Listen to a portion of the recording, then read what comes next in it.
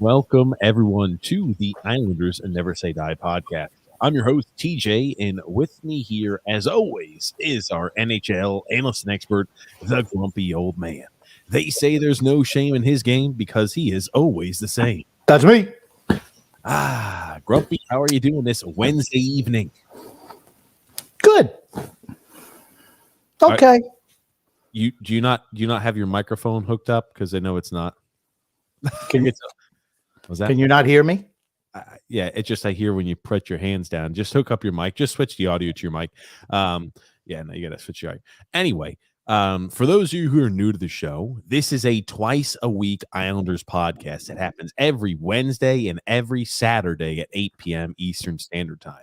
Also, if the Islanders play a game live, then we cover the game as long as it's not on a Thursday or a Sunday.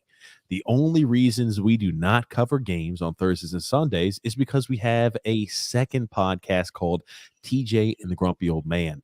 Now, that is a general sports podcast where we just talk all things sports, have a good time, and shoot the shit. You can find the link to that in the description below or as a featured channel on our YouTube page. Just like you'll see here is TJ and the Grumpy Old Man. If you're a first-time listener too, we invite you and encourage you to do two things. If you enjoy this content, make sure you leave a thumbs up and subscribe on YouTube. Also, like on Facebook and follow on Twitter, Grumpy Old Man. But Islanders lose an overtime battle against the Florida Panthers last night. A 3-2 loss to the Florida Panthers in overtime, Grump. Yeah, they got beat by Alexander Barkov yesterday. I thought Sorokin was fantastic. Another big night for him.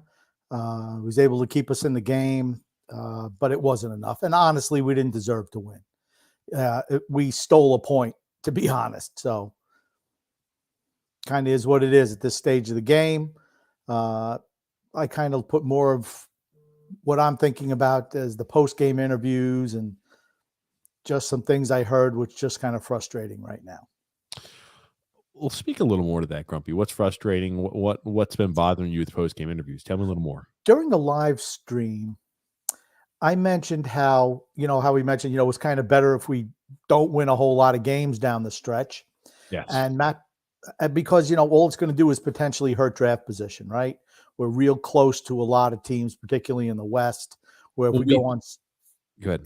go on some type of run, we could, get higher in the standings that they are, which lowers our draft position. Yeah, we're close. We don't have a lot of teams, I think, that we can drop below, albeit unless you lose the last 6 games in a row.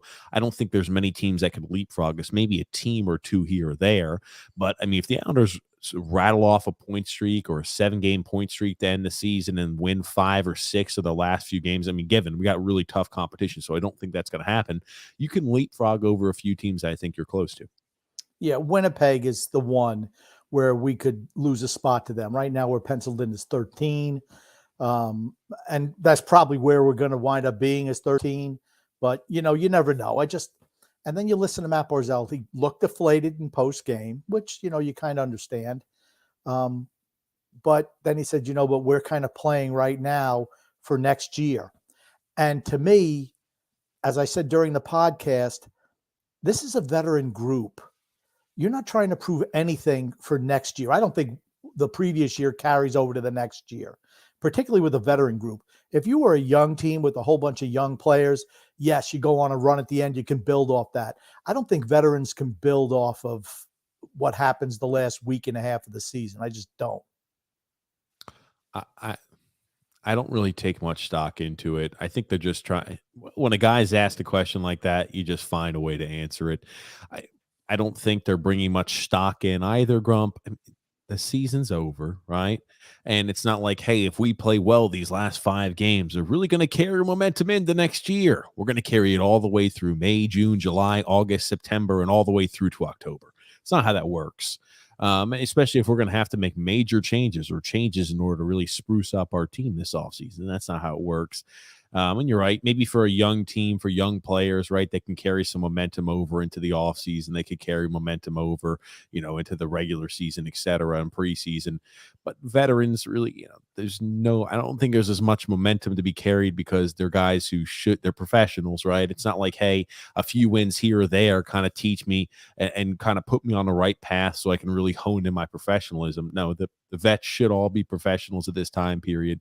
There's not much more, addition. It's not like, hey, I'm gonna pound it and have a fantastic offseason at the ripe age of 33 years old. It's not really how that works. Yeah, 3/4 of our team is over 30 next year. So it's like, I just, when I hear that statement, it's like, okay, that's, that's what they're being told to say, honestly. That's the way I look at it. Well, that's what coach is saying in the locker room, right? And it's easy when, that's what coach says. Oh yeah, we're trying to work hard, get ready for next year. So it's not like, hey, these games don't matter. You don't want to be saying that in the press. Right. Like I said, I'm just kind of looking at the bright spots at the end of the year and trying to look at how far away we are from teams that are in playoff positions right now. And I realize one season doesn't carry forward to the next, but when you look at teams like Carolina, Florida, the Rangers even, who I think will beat tomorrow night, Tampa, Washington, how do we play against them? They have something to play for. We really do not. But, I mean, we haven't given up. I mean, it was obvious last night. We haven't given up. But how did we match up? I'll ask you this question, TJ. How did we match up skill set wise with Florida last night? I don't think Florida looked great. We covered the game live. I think Florida looked the dominant team. I'd find it hard pressed to have anybody else give me a different response than that. I don't think Florida looked all that sharp, right? They're on an 11-game winning streak. I know they're carrying in, good momentum into the playoffs, but in the same token, right, you don't want to rattle off a whole bunch of wins, then get yourself into a lull because there are always ebbs and flows into the season. But, I thought Florida looked a better team. They're a more talented team. Man, oh man, did they make some real bad defensive mistakes. Think about how many opportunities we were gifted because of poor defensive mistakes on Florida's side. And I thought, we got a few calls. People always say, oh, that call, that was a borderline, it was a no-goal call. It should have been a goal, and that would have won us the game. I think we got a lot of calls in our favor last night, and there's no issue with it. Sometimes the calls go your way, sometimes the calls don't, which is why you don't catch us complaining and bitching and moaning about it. But I thought we got some calls that went our way last night, and I really thought there for a stretch, we had Florida kind of on the ropes when we were up 2-1, kind of late in the third. I didn't think they were going to come back and retaliate and score, and they were able to do that even after that. I can't remember his name got sent off for pitching a fit. Uyghur. After Uyghur got sent. Oh, I mean, I'm trying to think. It was technically by the rule, it was interference, but man, oh man, that shit goes on all game long. That was a bad call. That was a bad call. I think to myself, how many cross checks does Big Z get away with? And we'll speak about Big Z more later too. But I really thought that we were going to be able to win that game, but we lose in overtime. When you look at the talent level, right, I think offensively, Florida, and you look at movement, right, they're much quicker team than us. They're a much more offensively skilled team than our team is. I think they made a boatload of defensive mistakes. I would say Sorokin's a better goalie than Bobrovsky today. Absolutely. I think we've got the better goalie. I think we've got the better defense. I think their offense is just miles ahead of ours. Our offense is trailing behind. We have a few better defensemen than they have. Their whole premise to their game is attack, attack, attack all the time. And they have the forwards who can do that. And their defensemen are fully engaged. They make some mistakes. They absolutely do. I don't think they're going to win the Stanley Cup. I think they could be an early exit, honestly. Nor do I. I think it's a tough. I mean, if you can't play defense, here's the thing. If you've got really good offense, you can get away with a moderate to average defense. You can't be poor defensively, though. And when you score a shit ton of goals, you got a lot of offense and a lot of speed, you can win games like that in the regular season. But you have to at least be average to above average to win a cup defensively. I think this is where you see where they miss Joel Quenneville as their head coach. Andrew Burnett, I don't know what to think of him, but it's pretty obvious they don't have a great. I mean, their goals against is pretty good, and I guess that's because when you get up a whole bunch, you mean their goal differential, right? Their goal differential. Well, they haven't given up a whole lot of goals either, though. I mean, they have over 300 goals, but their goal differential is mighty good. Their goal differential is 100. Their goals against this year is 220. Okay. The Islanders are giving up 213. So it's not like they're giving up a whole lot of goals, but they don't look buttoned up defensively. Really quickly, for a team like, you talk about the Florida Panthers, right? They're a team that's number 2 or tied. I think they were number 1 or tied for first in the NHL as of last night. Teams that have allowed fewer goals than the Florida Panthers are Tampa Bay Lightning, the Boston Bruins, the Carolina Hurricanes, the Rangers, the Penguins, the Islanders, and that's just the Eastern Conference. I mean, you look at the Western Conference, the Avalanche have also allowed fewer goals, as well as the Flames. I'm just saying, they're 10th in the league in goals against. I mean, but there's just stylistically, when I watch them play, it seems like they give up a lot of chances. They've been in games that are like 9-7. I mean, they go down by a bunch, but I mean, their firepower is unbelievable. Like I said, but it wouldn't surprise me if they were an early round departure. I would pick Tampa Bay over them in a 7-game series. I just would. I would at this point. I would too. I don't disagree with you. I think Florida has got a lot of holes. And we'll say this here early off as well. The Islanders now, since our last podcast, are mathematically eliminated from the playoffs with their loss on Sunday against the Toronto Maple Leafs. So we're going to ask, and we'll make sure we put out polls. I'm interested to hear who Islander fans will be polling for this year in the playoffs. This is the first year now in the last 3 years we've made the playoffs. This is the first year we haven't made the playoffs in quite some time. And I'm wondering, and I'm trying to find who I'm going to be polling for in this year's NHL playoffs. I'm not going to abstain and just not watch them. I'm just trying to find who do I need to root for in the playoffs. Actually, for me, I can guarantee you it won't be Toronto and the Rangers. Probably not Boston or Washington. You might see maybe a team from out west, maybe a Colorado with Devon Toews. Maybe that's who people start rooting for. I don't know. But I think it's going to be, you'll be hard-pressed to find Islander fans rooting for anybody in our division. That's for certain. I was about to say, I can promise you I'm not rooting for Pittsburgh. I don't mind Carolina. I wouldn't root against Carolina. I wouldn't either. I was about to say, I wouldn't. Now I know I wouldn't root against the Lightning. I'm not a big Lightning fan, but I mean, like, when you're witnessing something like that, I think the run they've been on is unbelievable. And I don't think they're ever going to win 19 straight playoff series in a row. And they're not sure as hell not winning 4 cups in a row. Okay. But they're 11 playoff series consecutive wins away from tying that record. Just to say, they're not even halfway there yet. Well, that's what I said. There's no way in hell they're going to do that. I was about to say, it requires them to win 2 more cups and then go to the Stanley Cup Finals again. It's not happening.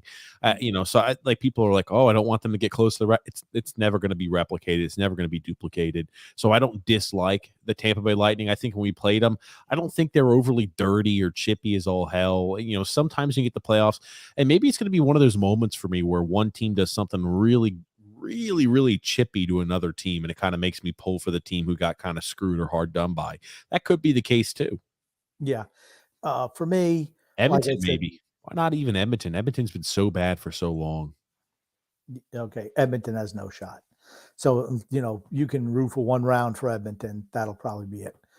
But for me, I'm just, like I said, I really don't know who I'm going to root for, but I know teams I'm not rooting for. Let me just put it to you that way. Not rooting for Toronto. Yeah. I mean, I wouldn't mind Colorado. They're a really good team. Devon Toews, I enjoy watching him play. St. Louis is another team I enjoy watching. 2 totally different styles, but, styles kind of make a game. And so for me, it just kind of is what it is. I'm not rooting for the Rangers. I'm not rooting for Toronto. I wouldn't mind seeing Toronto. I wouldn't mind seeing Toronto win 1 playoff series. It's kind of a part of me just, I want to put all those fans, man, when they lose every single year, it's like they go ballistic. And last year when they lost to Montreal, what was it, in Game 7? They were they're having a meltdown on social media. I'm just like, oh. It's kind of funny to watch. It's like a burning train or like a burning building. What's a saying? It's like a car accident. You can't look away. I was about to say, I couldn't look away. A train wreck. I don't know what grumpy, whatever. You know what I mean. Everybody knows what I mean out there. But yeah, I mean, I'd like to see maybe Toronto win 1 playoff series. I mean, here's the thing, right? It depends on who they're playing. If they're if they're going to be playing, Tampa, or they're going to be, when it's all in all likelihood looks like they're going to be facing off against Tampa. But I mean, think about how close Think about how close the spots are between Tampa Bay, and the Bruins, right? I mean, you're looking at really, really close, a razor thin margin between who's going to be the 3 and who's going to be the wild card, the first wild card. I can tell you this much: I know Carolina / the Rangers, whoever ends up winning our division, is going to be praying that Boston ends up as the wild card spot, and they're not pulling Tampa in the first round. Well, they're probably going to get Washington in the first round. Isn't that how it works? I don't know how So how it works is that there are 3 teams from each division make it, and the 2 wild cards. So whoever is number 1 in the conference, which is going to be the Florida Panthers, they would play the number 2 wild card, and whoever's highest in the next division, which would be right now the Carolina Hurricanes / the Rangers. It's the Hurricanes, I think, based off of the goal differential or most games won in regulation. I can't remember how that tiebreaker works, but the Carolina Hurricanes, I think, are slightly above the Rangers. They would pull the number 1 wild card, which would be the Tampa Bay Lightning. Okay, I thought it was. Oh, if you have 4 teams from each division, it's division against division. No. Okay. Yeah, so they'll play. I'm sorry, it would be the Tampa. Right now, today, it would be the Boston Bruins, but it would be whoever is going to end up between the Boston Bruins and the Lightning. So that's how it works. For me, like I said, you didn't really answer my question. You played a politician and not answering my question. It was a good job. What the question was, to be honest. My question was, how do you think we match up going forward with a team like Florida? Because I thought we were thoroughly dominated in that game. I think thoroughly dominated. I think. Oh, I don't think. Maybe we were dominated at spots. I don't think Florida looked all that on it when they played us, to be quite frank. I think 46. So many gaping holes. Florida's not a complete team, right? To win the playoff series, it's whoever is the most complete team. We've got no offense. They've got no defense. Okay, it's not that they don't have any defense. It's the style they play.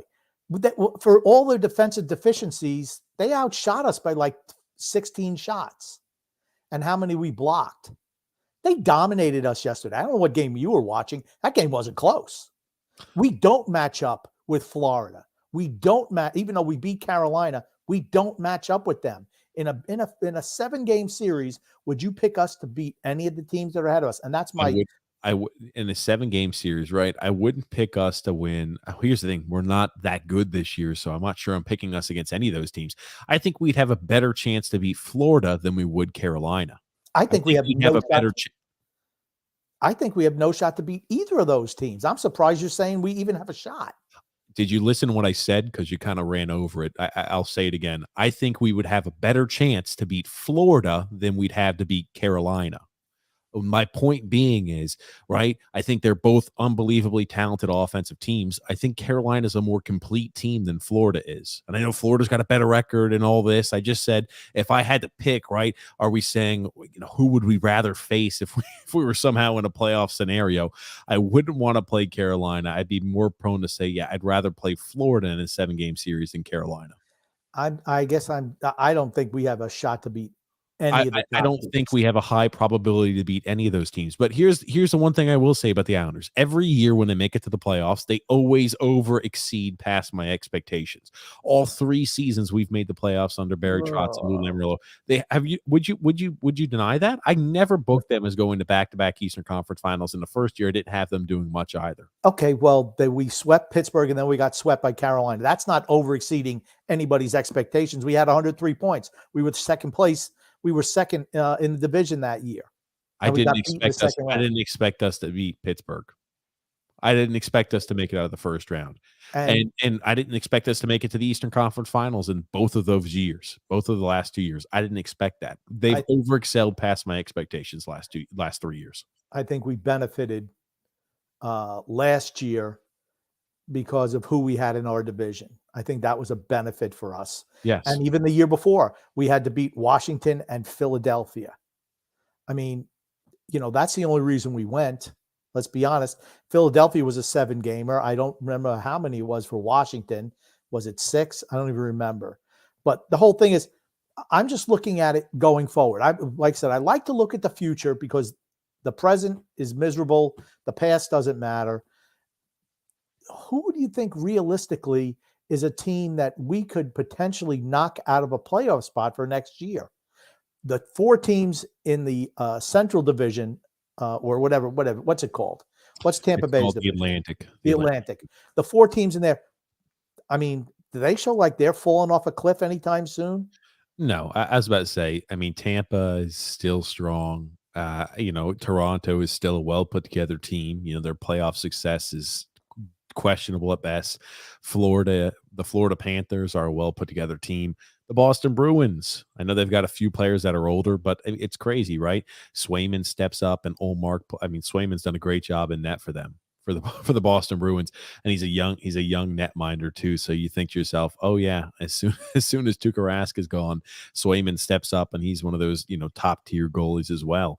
I don't see either of those two teams really starting to falter. And again, I see that maybe the Red Wings won't make it next year, but I'm telling you, they're going to make improvements this offseason. Stevie Y's not sitting on his hands, and I think the Red Wings end up with a better record than 70. I mean, they got 70 points right now. I think they end up with a record in the 90s next year. So that's another team that you're adding into the mix as a more challenging team that the Islanders will have to compete with for a wild card spot, perhaps. When you look at our division, just to finish the statement here to answer Grump, the Carolina Hurricanes, I don't see them falling off the map. I see the Rangers taking possibly a step back next year.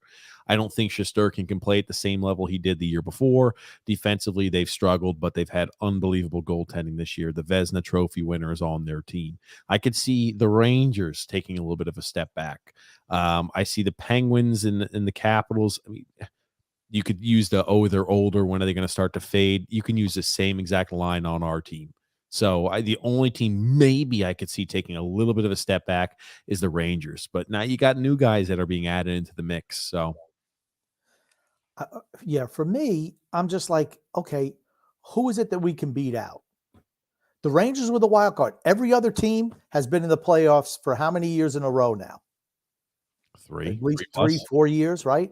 You're talking about the Rangers. They're the newcomers to the party. I don't think they're going to take a 25-point drop next year. I mean, and in the Atlantic Division, all 4 teams are going to have over 100 points. And it's very possible that all 4 teams in the East, in the Metropolitan Division, are going to have over 100 points. I mean, even if they take a little bit of a step back, we'd have to take a quantum leap forward. And I just don't know if we're capable of it with this group of players right now. I just don't see it. Here's the other thing, right? I think the Flyers are going to be miserable next year. Right? You look at the teams. How could you pick up points? I don't think the Flyers get much better next year, if at all. I think they're bad. Is it weird to say I think the Devils might start? I couldn't imagine them being as bad next year as they were this year. They had so many goalie issues. They had defensemen. I mean, Dougie Hamilton's missed a large portion of the year. A lot of those young guys they're drafting. I'm looking at it. It's going to be a more competitive division. I think a more competitive conference because this year, it's really been the haves and have-nots, and the Islanders are right on the top of the have-nots, as simple as it is. But when I look at it, right, I don't think that will continue as a trend. I don't think it's going to be such a, the team is so, the teams are so top-loaded and everybody at the bottom is miserable. I just don't see that continuing long-term. Well, here's the difference about the teams that are below us. They're all younger tems. We're just going to get better. We're an older team that's probably not going to get better than we are right now. I just feel that's a shame. I mean, it just kind of is what it is, and we need to make some drastic changes at the top. But I still think, again, going on record, I think that is going to be a more competitive conference next year than it was this year. And I don't think that bodes well for us. More competition isn't good for a team that's on the outside right now looking in. I mean, if Jersey gets better and is competing with us, we're not making the playoffs. Well, here's the thing. Better is subjective, right? Because right now they're looking at like 70 points. I'm not saying that, hey, they're pulling off 90 points next year, but if a team's sitting at 85 or 86 points, right, they've improved. Where are they picking up those wins from? You figure that, hey, they've had so many. You could say the same thing about the Islanders when they struggled year after year after year. But I mean, they've had so many high quality picks, and you think to themselves, okay, those guys are starting to perform. Your Dawsons are starting to play. You've got players that are starting to perform, and you think to yourself, how does it look when the Devils have an actual, I mean, because they've missed, Wedgwood's been out a long time period, and Bernier been out almost all year. Both of the goalies they had intended on going 1A, 1B this year, both were out for the majority, if not almost all season. And so, they can't possibly get worse next year, right? I mean, they lose PK Subban. Is that the end of the world for them? I would say not. So, I look at certain teams that are below us, and I could see them picking up more points next year. Yeah, and we're just totally disregarding Columbus, of course. Columbus, I still think has a little ways to go. Okay, you realize they're just like 4 points below us in the standings.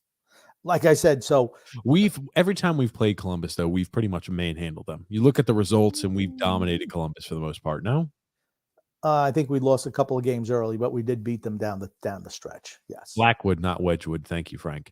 I don't know why I've got Wedgwood on my head, but yes, Blackwood. But that's a team I could see picking up a little bit and playing better next season. I'm not saying they're taking a quantum leap forward either, but isn't it's Scott going to be a more competitive? It's going to be a more competitive conference and a more competitive division next year. I firmly believe that. Isn't Scott Wedgwood a golfer? I don't know where I'm. Well, if he is, maybe that's why, because you're thinking the Islanders are getting ready to go on golfing season, so you're thinking Wedgwood. I'm just trying to bail you out a little bit. That's all. Oh, thank you. Oh man, I tell you. So I think the conference is going to be tougher. I'll be very interested to see what we do this offseason. Now, I saw reports that apparently Zdeno Chara is retiring at the end of the season. Good. Yeah. Good. Great. And this is the way I look at it. And not just because I don't want him back. He should retire. I mean, he's not the player. He's not the player he was. And you know what? Let's give him all the accolades he deserves. He's a Hall of Famer, without a doubt. And kudos to him. I mean, like I said, he's been slow this year. He's been that the last 3 years, but maybe this is finally it. No contender is going to take a chance on him. And does he want to play out the string on a losing team? I don't think so. I hope not anyway. No, I'd say not as well. I mean, okay, I forgot Cole Sillinger was playing up there for Columbus this year already too. Yeah, he's a rookie, isn't he? He's a rookie. He was drafted in the 2021 draft. I mean, like Kent Johnson's the guy I'm thinking of that I'm like, okay, that was the guy. You know what I mean? You talk about offensive acumen. I know he was down there, I think, at Michigan this year. But I mean, like, so maybe Columbus takes a little bit of a step forward. But, you look at all the teams that are around us and you go, oof. I mean, they're not going to sit on our hands and do nothing this offseason. I know we have cap space, but what realistically are we going to do? And I get my hopes up every single offseason that we're going to do something crazy. We're going to make a huge stand. We're going to really make a lot of additions. We're going to be able to go ahead and have a grandiose plan come through nature. People say, oh, we've got the cap space now. Yeah, I understand that. But I look at how we've used the cap space in the past. It hasn't been very shrewd. It hasn't been fantastic. I think we will do something this offseason. If Green and Chara retire, that's 2 left-handed defensemen we have to replace. If we decide to move Scott Mayfield for some type of haul, that'll be 3 spots we need to fill. I'm not opposed to that, honestly. I just think that we need to start thinking rebuild. I know it's the dirty word around here, but are we really going to be in competition for a playoff spot next year? I just don't see it. And that's why I kind of brought up this whole little exercise is these teams are so far ahead of us that I'm like, I just don't see us catching them. I just don't in a full 82 game season. We were able to stay up on top when the season was, 68 games and then 54. Yeah. But over the full 82, I think you've seen what's kind of happened, right? The older legs just don't have it anymore. And like, for me, it's like, okay, let's try to do that transition. I think we're a year late on it, but let's try to transition to the future now. What? Okay. You always bring it back to that. I do. I don't get why you have to bring it back to that every fucking podcast. Because do you think this team's a playoff team next year? Well, we're going through exercises. I mean, okay. Do you think this team is a playoff team next year? Hard to say. We don't even know what the hell they're going to do in the offseason. That's my point, Grumpy. They might get a couple of defensemen. There's no reason for you to then jump to the next portion. All we're saying is, right, these are things we're thinking about. We don't need to be we have no fucking idea what we're doing over the offseason. let's say realistically, we're going to need two left shot defensemen, right? If those two guys retire, we're going to need two left shot defensemen. Do you think Barry Trotz is going to play a Robin Salo in that role? Robin Salo is 25 years old. He'll be 25 next year. Okay. Do you think that Barry Trotz is going to play Robin Salo in that role as an every night player? Couldn't tell you. Okay. So you're going to have to at least get one established top four left shot defenseman, right? Oh my God. I'm just asking, right? If you're losing Chara and Green to retirement, you're going to at least need to add two of those players, two left shot defensemen. And if you want to be competitive, you're going to have to get a top four guy, someone who's good, who's going to cost you some money. I mean, those are just facts. You do this all the time, Grumpy. All of the time. Okay. Andy Green and Zdeno Chara play opposite freaking sides. They're both left shots. They're both left. No, you're wrong. They're both left shot defensemen. Oh, okay. I'm wrong. Well, here we go. Just to show you, Grumpy, that I'm not, because you do this all the time and you always forget you do it wrong. Here it is, Grump, right? Hold on. When healthy, our right defenseman, not our right defenseman. Okay, so never mind. I'm wrong. Yeah, because Andy Green usually slides over. Mayfield plays there. Here's the thing, right? A left defenseman. You've got Aho. You've got Hutton. You have a guy who can eat a few minutes down there towards the bottom. I still think we're going to go after some sort of defenseman. I think we're going to trade for one. You look at the left defensemen that are out there. They're not bountiful. In free agent market at least. I think we're going to have to trade for one. And everybody likes to throw the hot name of Chikrin around. So, he's going to cost an arm and a leg if they want to do something like that. And all I have to say is this, Grumpy. It's really tough to be saying, oh, we're going to make the playoffs or not make the playoffs. You don't even know what the hell they're going to do this offseason. You have no earthly idea. Okay. For all we know, they could say we're parting ways with Oliver Wahlstrom, the guy who's been healthy scratched down the stretch. We have no earthly idea what they're planning on doing this offseason. None. Okay. Based on what we've done in the 4 years that Lou Lamoriello has been in charge, do you think we're going to make drastic changes to this roster this offseason? If there's one offseason to do it, it would be this offseason. I'd say based on history, the answer is no. Based on history, we've made the playoffs every single year. This is the first year we didn't. So I'm saying that maybe there's a little bit of a different outcome. Okay. We haven't been a lottery team once under Barry Trotz and Lou Lamoriello. This is our first year. I think if they're going to make, moves, I think it's justified. They could justify it more in their head to make drastic or, monumental changes this offseason than when they said, oh, we made to the Eastern Conference Finals. Let's blow it all up or let's make drastic changes. That's not the mentality that coaches and general managers have, right, wrong, or indifferent. Okay. Let's just see. I hope you're right. I hope we do make changes because they're desperately needed to refresh this roster. I think they're going to make changes. I don't like when you take it a step further. We have no idea what they're doing this offseason. Let's change and switch gears here a little bit. And let's talk a little bit about Aatu Räty.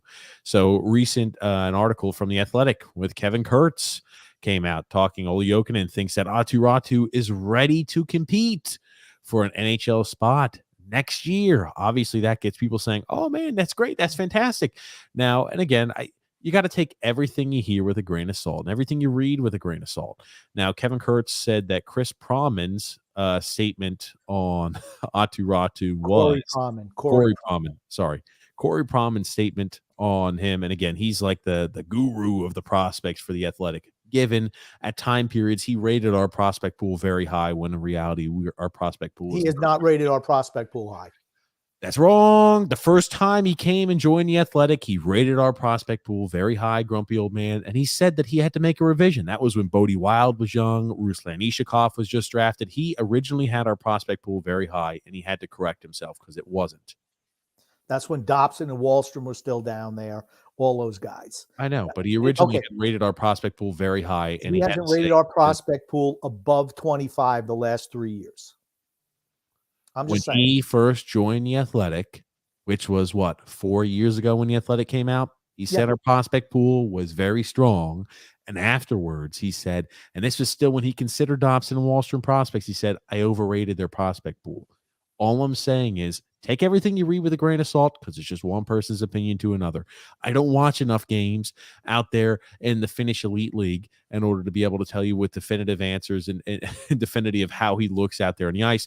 But when I do read this and I say, okay, the report on him is there are two pools of thought among NHL scouts on Aatu Ratu. Some like the player, and they see a skilled center who can make plays and has a strong season versus men and sees a potential third-line center or a second-line winger in the NHL.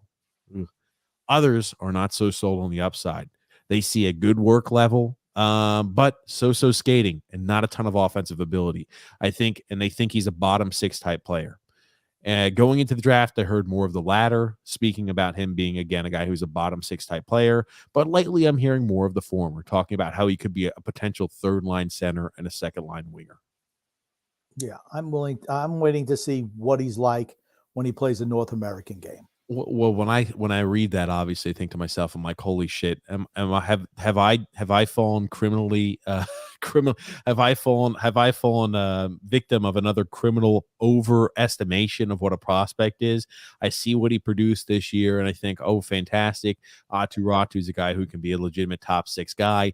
And I'm reading here from guys who, again, watch these players much more avidly than I do. We'll have to ask Will Scouching when we have him on because he spoke very highly of Aatu Ratu originally. So I'll have to ask Will when we have him on in the summer what exactly he thought of his year this year for Aatu Ratu, what he projects him as. But when I read third line center, second line winger, it's not what I was expecting the estimation on a guy like that to be. Because he's our top prospect, right? There's no doubt about it. This guy, Aatu Ratu, is our top prospect, and we see our top prospect being measured at third line center or second line left wing or second line wing. I go, oof.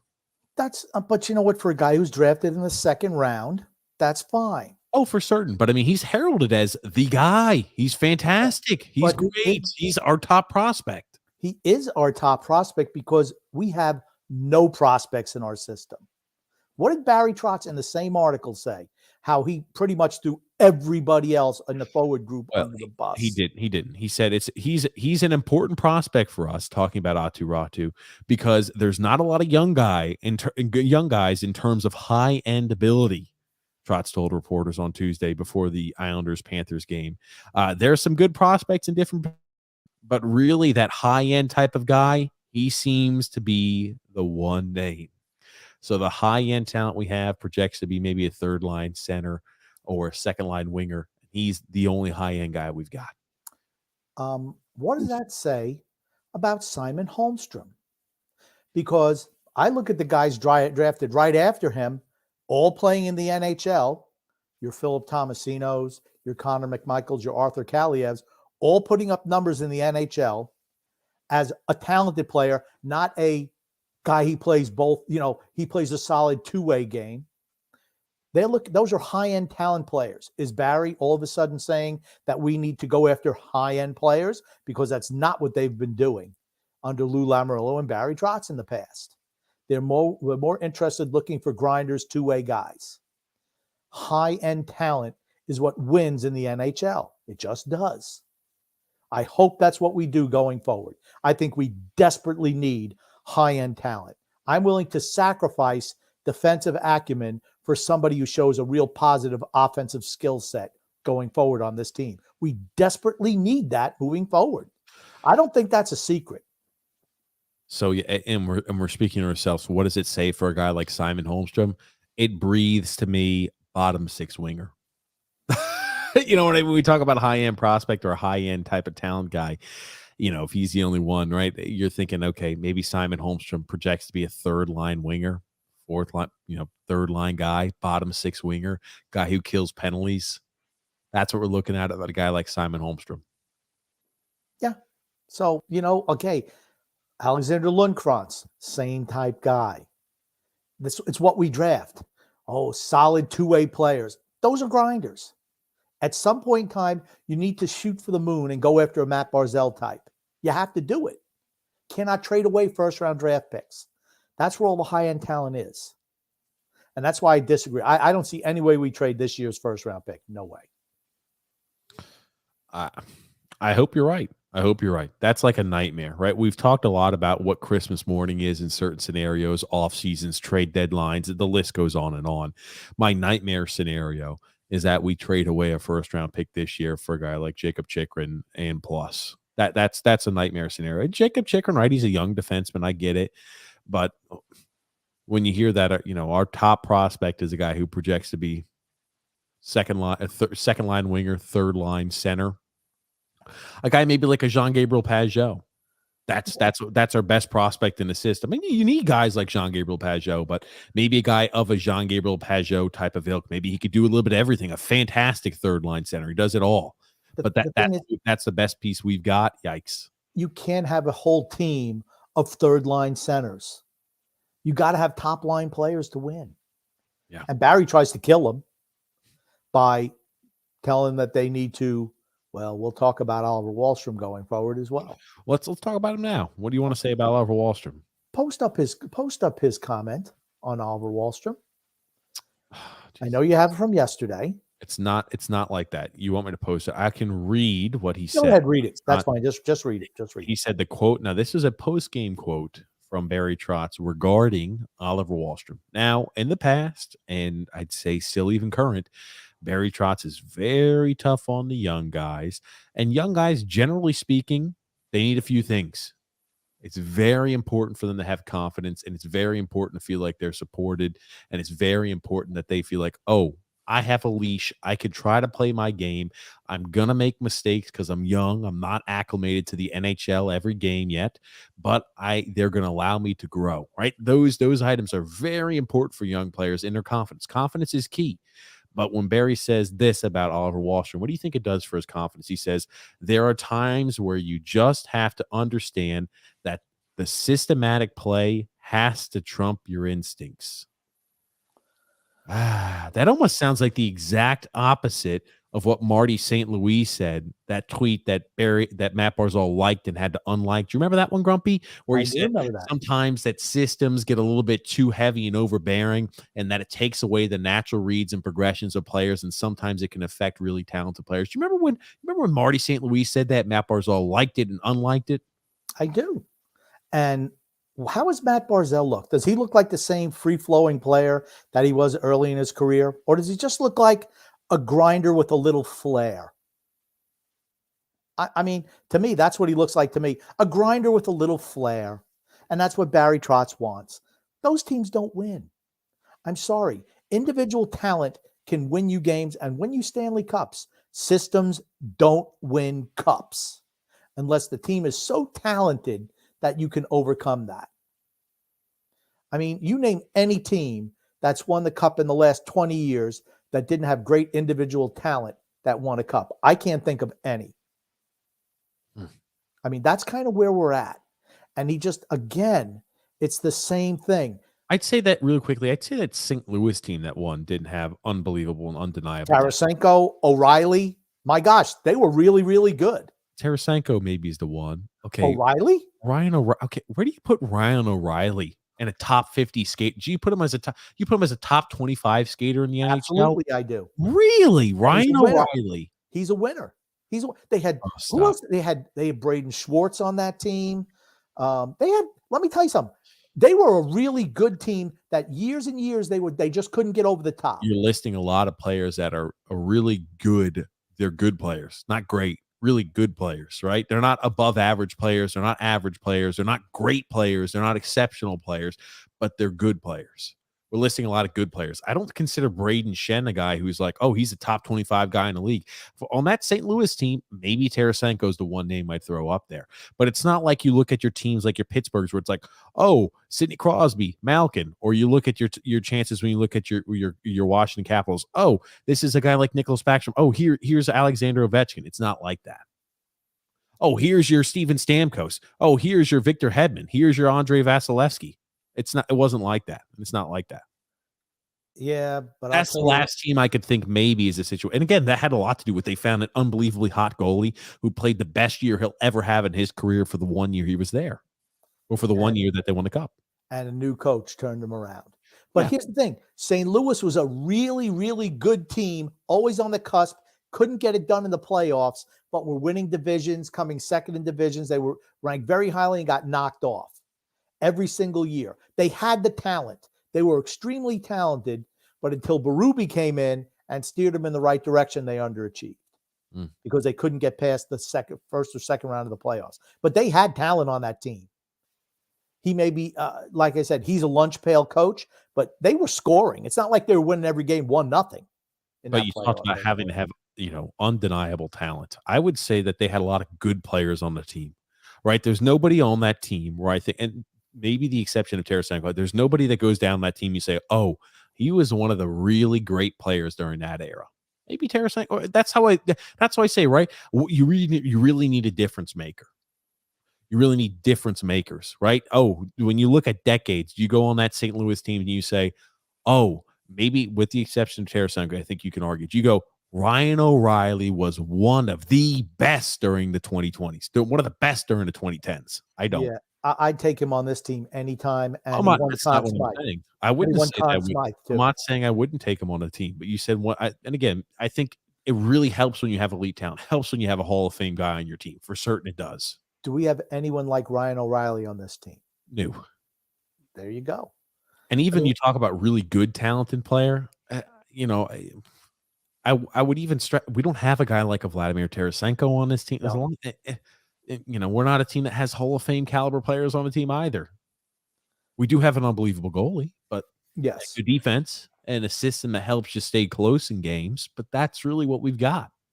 Our defense, a system that keeps you close, good defending, and good goaltending. But no one who can score. I mean, here's the thing. We've been in the bottom third of the league every single year in scoring under Barry Trotz and Lou Lamoriello. I mean, you have to be able to score to win in this league. Period.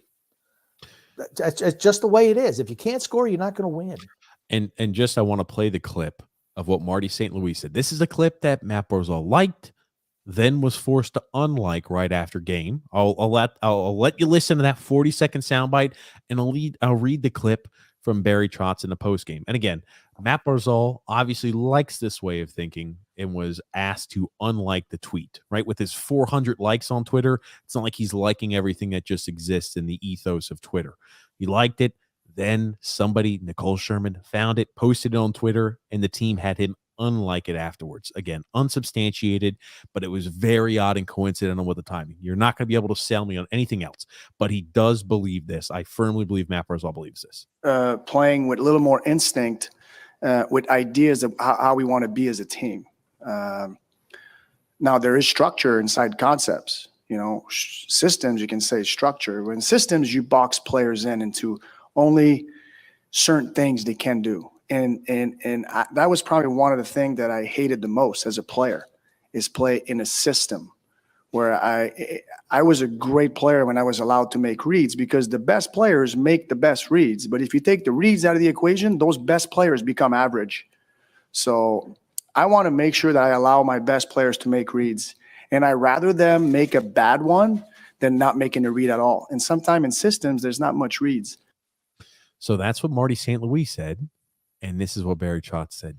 There's times when you have to understand that the systematic play has to trump your instincts. Yeah, see, for me... Did you catch the last little bit? Can we listen real quickly? Can we listen to the last 15 seconds of that, Grumpy? And I want to see maybe if you're catching and picking up on and putting down. The most as a player is play in a system where I was a great player when I was allowed to make reads, because the best players make the best reads. But if you take the reads out of the equation, those best players become average. So I want to make sure that I allow my best players to make reads. And I rather them.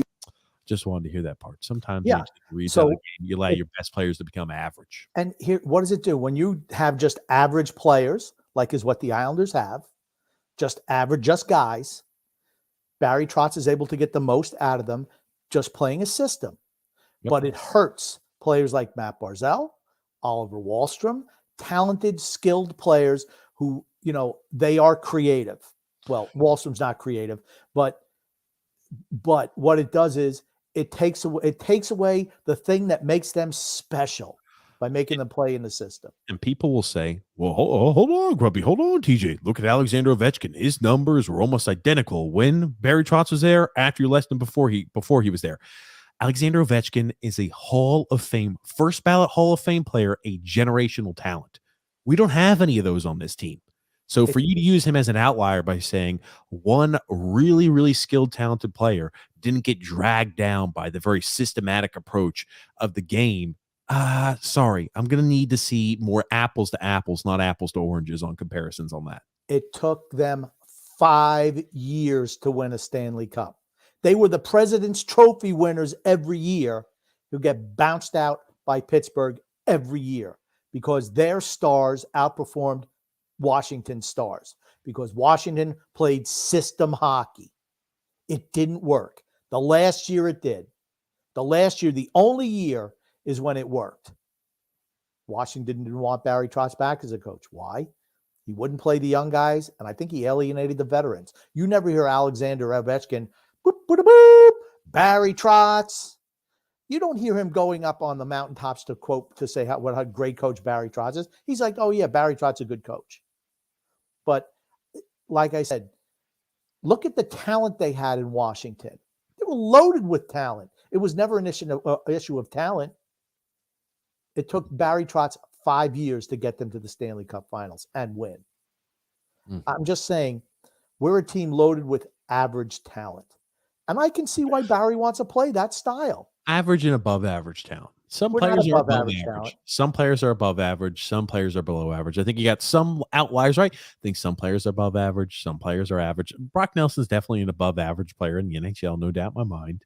Okay, we're an average. Our team is an average talented team. I'm talking overall. With a spectacular goalie and good defensemen. I'm talking overall. We have average talent. That's why you put a system. That's why we've played much better in the regular season. It's also why we're able to. You mean the postseason? In the regular season. It's why in the postseason we're able to get through teams that aren't as dialed in. But once you play a team that is dialed in and has superior talent, you get beat. What do you mean by we're been much better in the regular season? I don't understand. We've had our best regular seasons in how many years under Barry Trotz with the same players who were there when Doug Waite was coach. That's what I mean. They needed, they needed more structure. It's brought out the best in Brock Nelson, Adam Pelech, guys like that. But overall, we're not talented enough to beat good teams. And your most talented players are now shackled with playing the system. Think about what Matt Barzal was his rookie year and even his second year. Barry kept benching him all the time, right? He wasn't playing enough system. All of a sudden now he's happy with how he's playing, and he's putting up 45, 50 points a year. I mean, is that what you want from Matt Barzal? It's not what I want from him. I mean, he's a high-end talent. You let the high-end talent shine. When Matt Barzal is at his best, he's being instinctive and intuitive out there on the ice. He doesn't do that anymore, or very, very infrequently. That's what Barry wants. So Barry's happy. Barry needs to go. You'd see dramatic improvement from Matt Barzal with a better coach. All right, with a more offensive coach, somebody who lets him be the player he can be. That said, you need more talent. That's what you need, because we can't play run and gun with teams like Florida or Carolina. We can't play run and gun. I'm not saying you always have to play run and gun, but my bigger point is, unless we get more talented, we're going to continue to play the system, and it's going to hurt Matt Barzal and obviously Oliver Wahlstrom, who we won't even give a sniff to at the end of the year when the season's over. That kid should be playing all the time, 15 minutes a night. There's no reason to shackle his minutes now. Here's the thing. We talk about confidence, and you talk about, your belief in your abilities when you're a young player like that. I don't understand why, right? They paired him up. Technically, they said, they paired him up technically with Matt Barzal, which was the third line. And they played him like, I don't know, 10, 11, 12 minutes a time on ice a night. And we get comments. Phil's Facts saying he's got the most 5-on-5 time out there. He's got so much 5-on-5 time. Well, Oliver Wahlstrom is a guy who's got an unbelievable shot and does well on the power play. We took all of his power play time away while he was playing with Matt Barzal. Why, oh, why was the guy with your bet? It's like, why, oh, why does Oliver Wahlstrom not shoot in shootout until shooter number 9 or 7? He's got one of your best shots out there. Just like Oliver Wahlstrom, he's got a really good shot. Have him out there on the power play. We don't need Josh Bailey on the power play, guys. Taking Oliver Wahlstrom off of our power play unit is like taking Alexander Ovechkin off of Washington's power play unit. It's not that you complain. No, it is. Hold on. You complain when I make those crazy statements like that. When I make comparisons to other team. Oliver Wahlstrom is not the he's not the Alexander Ovechkin to the Washington Capitals. He is our Alexander Ovechkin. He's got the best shot on the team. He's the guy who should be in the trigger position like Alexander Ovechkin is. That is his skill set. I understand it's a skill set, but the numbers don't support best shot on the team. I think he does have the best shot on the team. The numbers don't support it yet, though. Okay, because he does on the power play. He was scoring. He was our leading power play goal scorer earlier in the year until he found his way to bench land because he was playing that spot. Barry took him off. That's on Barry. I'm sorry. I mean, I'm not saying he's Alexander Ovechkin. He is our Alexander Ovechkin on the power play. Who else shoots the puck from that trigger spot? I think Brock Nelson does a hell of a job with his shots. Brock Nelson doesn't play on the trigger spot. He absolutely does. So to fit the Alexander Ovechkin of our team, not only he has got to play the same role as Alexander Ovechkin does. I'm just saying, right, when I talk about production-wise, I'd say that Brock Nelson does have a good shot. Oh, you're wrong. Not as good. You're wrong. Hold on. How am I wrong by saying Brock Nelson has a good shot? How am I wrong by that? He does have a good shot. He doesn't have a one-timer. He's not a one-timer guy. When did I say he's a great at one time? I just said then he can't play. Hold on. I just said Brock Nelson has a good shot. And you said you're wrong because you're not listening to what I'm actually freaking saying. Okay. The Alexander Ovechkin position is the one-timer. The rocket shot from the one time in the trigger position. That's not Brock Nelson. That is Oliver Wahlstrom. That Brock Nelson doesn't even play that now. He doesn't even play that spot now. You have Matt Barzal on that side, and he doesn't shoot the puck. That's my point. He took Oliver Wahlstrom out of the spot where he was succeeding, and it was the best fit for his skill set, and he took him off of there. That's on Barry. I'm sorry.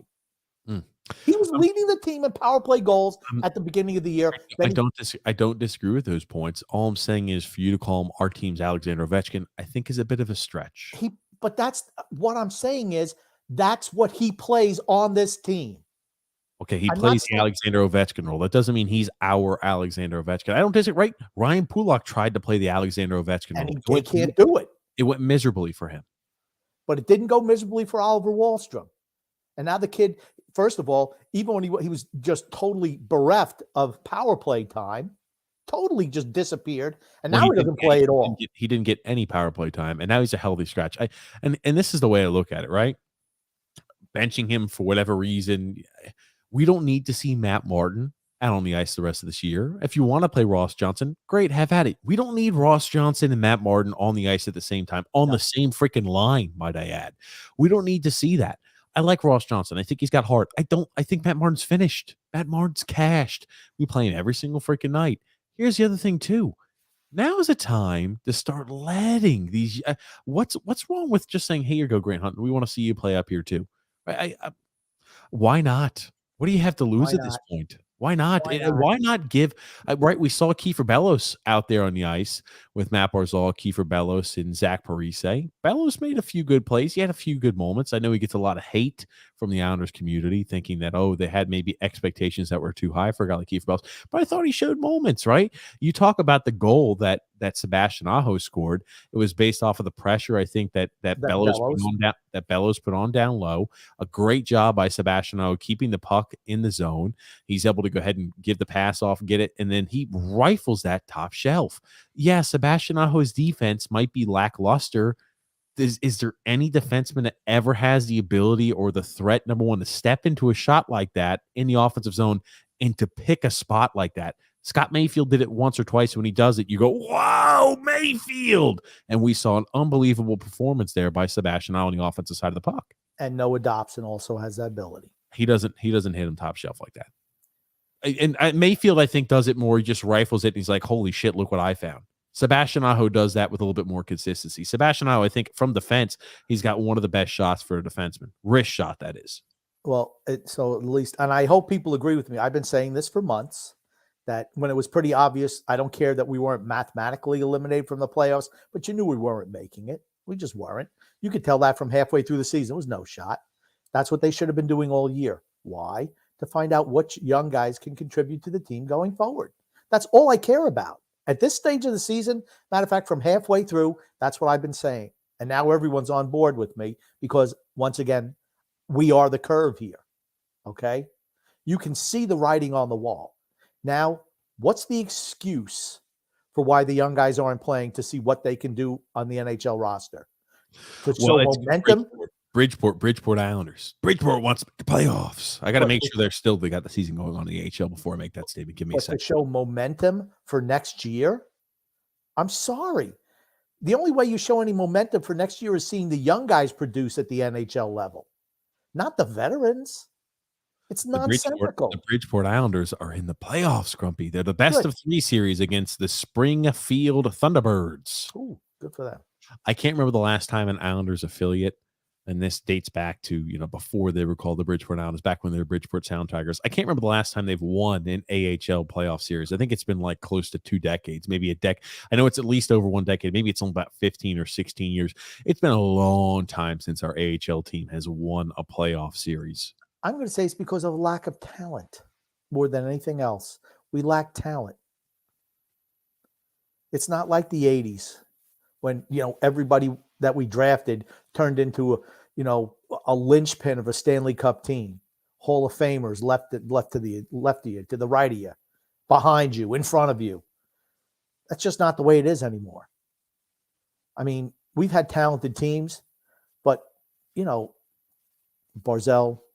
Tavares, who else? Really a standout. Dobson maybe, Sorokin maybe. I wouldn't give Dobson it yet. I think he's on his way. Sorokin, I think, is there. Yeah, I was about to say, I think Sorokin's already there. I think Sorokin, right? We talked with Phil, and I can't wait to talk to Phil. Here's the thing. I'd say Sorokin's more than top 10 in the NHL. He's top 5 goalie in the NHL already. I think he's probably going to be, he might be top 3 this year. He's not winning Vezina, but he might be in the running for it.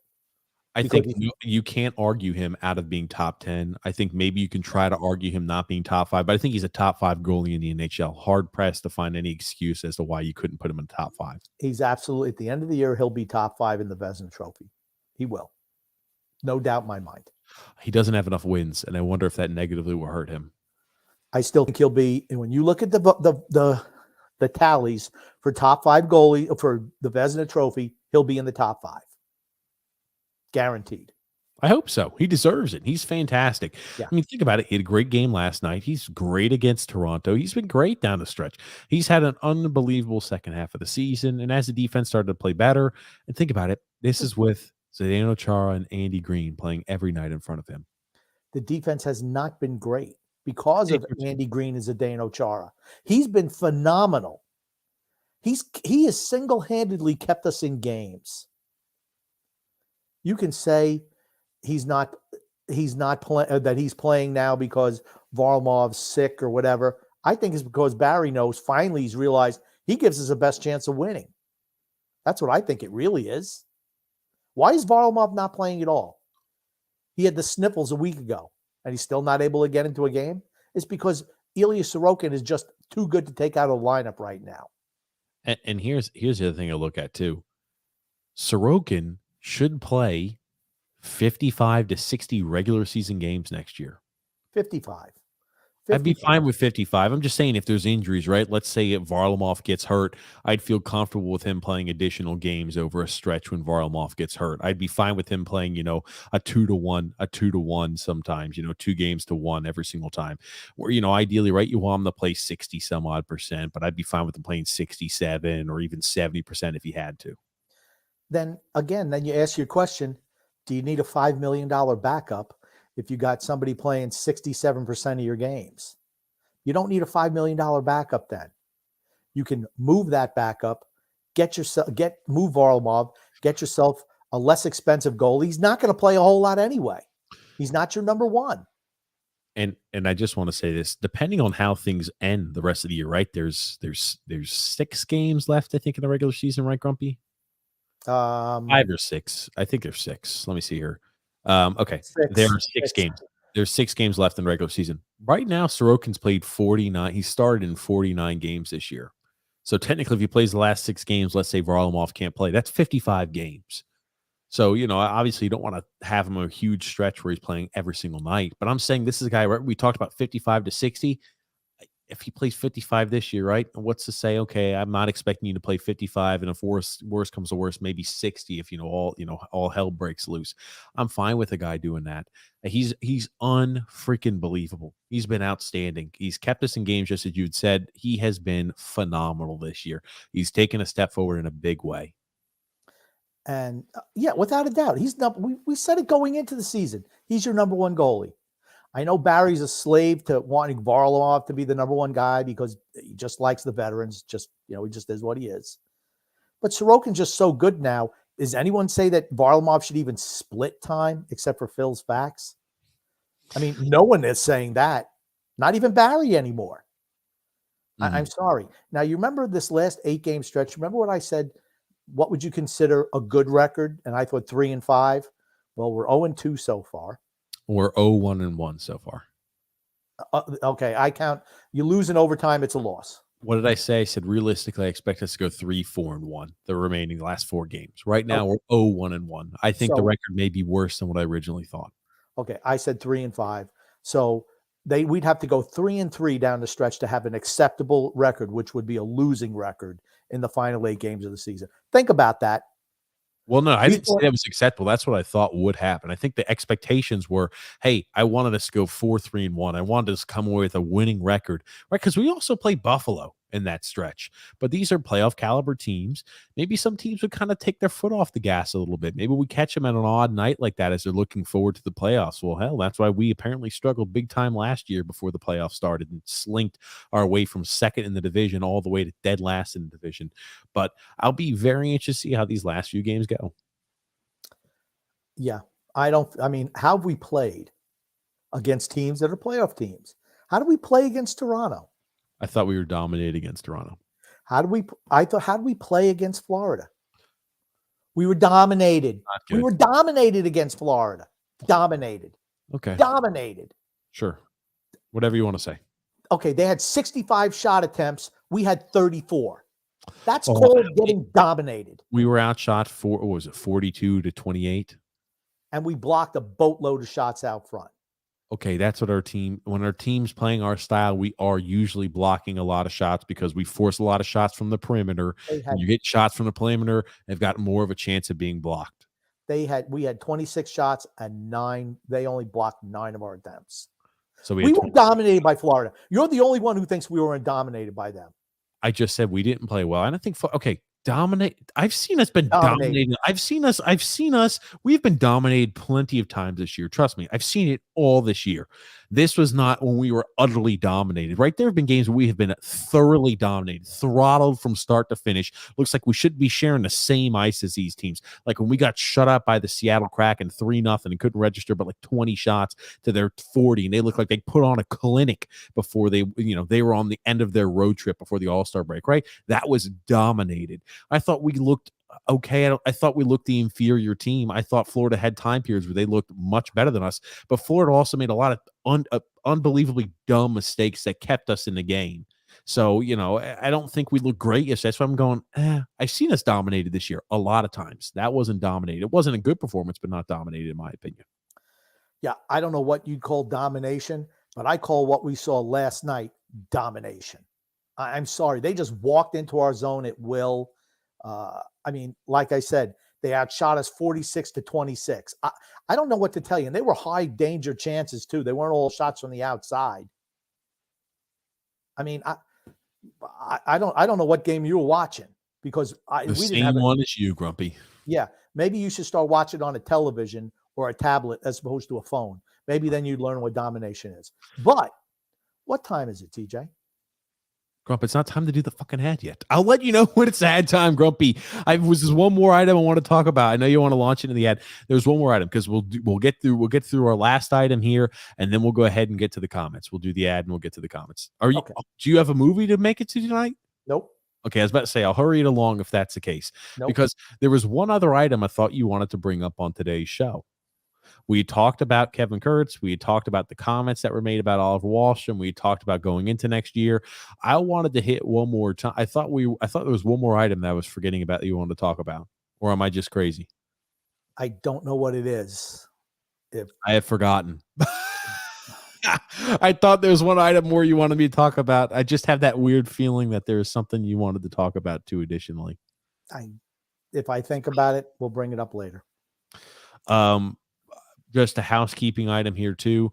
I know the Islanders play this Saturday. It's at 11. It's at 11:30 my time. I won't be able to cover the game live, so we will not be covering this Saturday afternoon's game. So we talked about there's only a handful of games left this season that kind of fit the parameters of what we do, because we don't cover the Thursday games because of the TJ and the Grumpy Old Man show. We won't cover that Saturday afternoon game against Buffalo. Sunday afternoon is at 12 again. It's a Sunday game. Tuesday we will be covering against the Washington Capitals, and then there's a Thursday game against the Washington Capitals, and then our last game of the season is on Friday evening against the Tampa Bay Lightning. So we'll be covering the Washington Capitals in the Tampa Bay Lightning game. So next Tuesday and Friday we'll be covering those games live, because last few Islander games we'll see in about 4 months. Yeah, I guess so. And again, October, however many months it is, from May to October. I don't know how many months that is. Yeah. And for those, again, we're not going away. For those of you who are new to the show this year, we don't disappear in the off season. We still stay around the off season. We still podcast every week during the off season. So we're not disappearing. We're not going away. We're going to start getting our guests back on shows again. There's a lot to talk about since the last time we had spoken with some of the brilliant minds of the Islander fan community. We'll be reinstituting back the calls, ladies and gentlemen, the call-in shows, which are always fun. So there's some items that we're going to be bringing back once, the off season hits and there's a little more time on that. Actually, I disagree with you.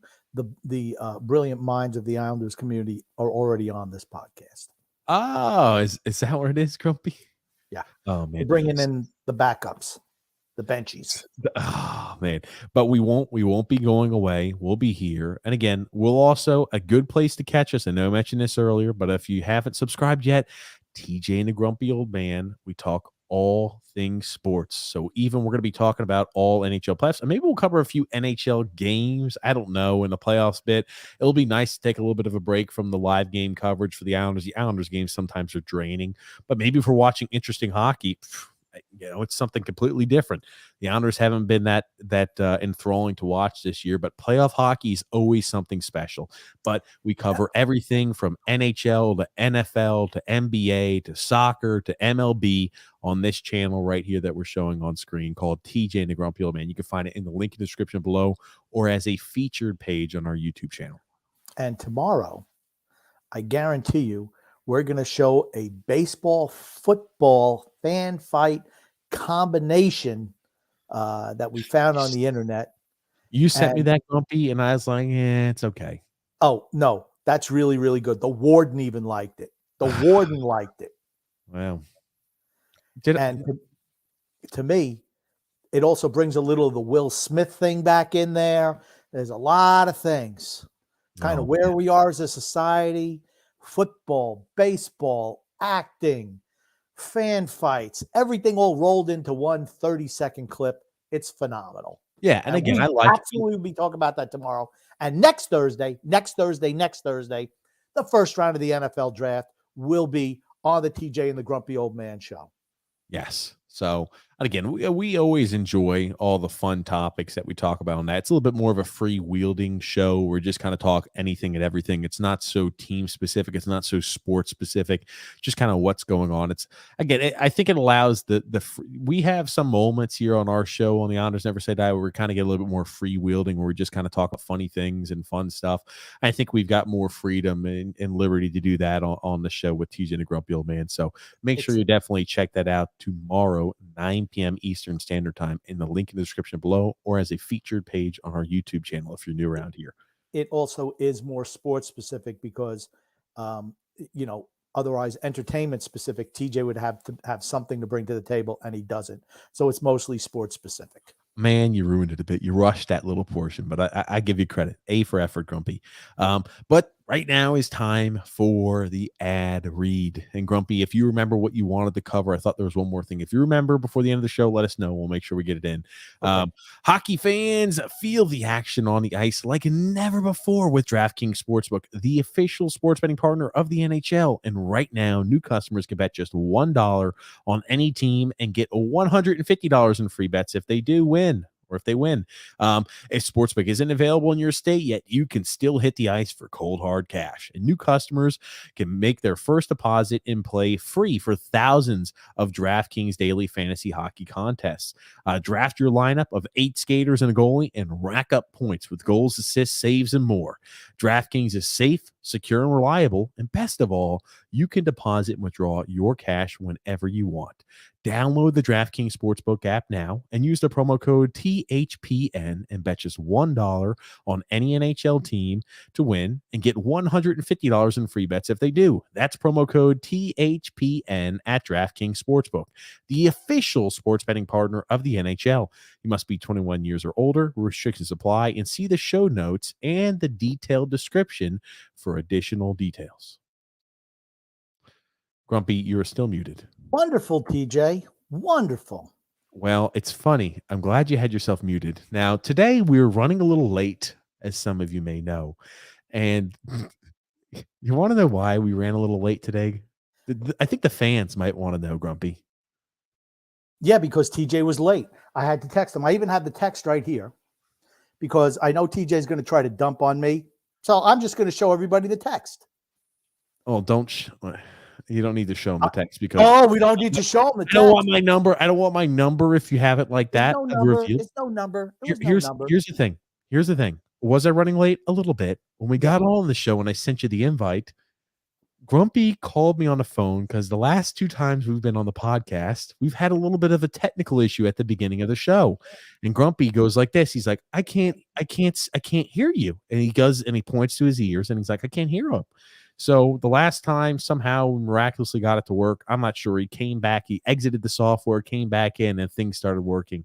Well, today seemed to be a little bit more of an issue. He called me up on the phone. We were trying to troubleshoot the reason as to why Grumpy was unable to hear me. I know my voice was picking up because I could see my audio levels here on the software.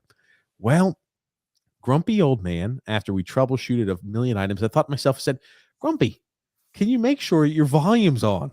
The Grumpy Old Man didn't have his freaking volume on. That's why we were late today, Grumpy. It's not why we were late, because I sent you a text at 8:08. Actually, it was 8:06. And I said, it's 8:05 because TJ, once again, running late. And you're right.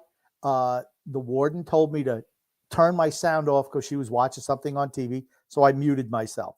That took about 30 seconds to figure out. No, it did not take 30 seconds to figure out. I love how you're dumping now on the warden. I love how you're dumping 30 seconds to figure that out. But we were late as usual because TJ is always running late. He's going to be late to his own funeral. He's one of those guys. You know what I'm saying? There you go. TJ late again. At least he's consistently late. That is right. JT Ramirez saying the Cowboys are winning Super Bowl. No freaking way. The Yankees are winning the World Series. Yeah, no way. No and no. Sorry, JT. Nick D saying, TJ Grump, how you guys doing tonight? Doing well, Nick D. Hope you're doing well also. What's up? Good evening, Matthew S. Hope you're doing well. Tommy B, what's up? I hope you're doing well. Happy Wednesday. And the Islanders tribute to Mike Bossy last night was top rate. Done perfectly. I'll tell you what. That's one thing the Islanders do better than all right, I don't know. But it seems they do a fantastic job with those tributes. But I have a bone to pick. What's that? why is Jean Potvin's number why isn't that on the jersey as well? I realize he's not a Hall of Famer. He's not had his number retired by the Islanders, but he was part of, I think, of those first 2 Stanley Cup teams. Why isn't his number haphazardly sewn onto those jerseys like Bossy's was? Yeah, they need to. I know they had, quickly sewn the number on the jerseys, but man, it doesn't look great. No, it's terrible.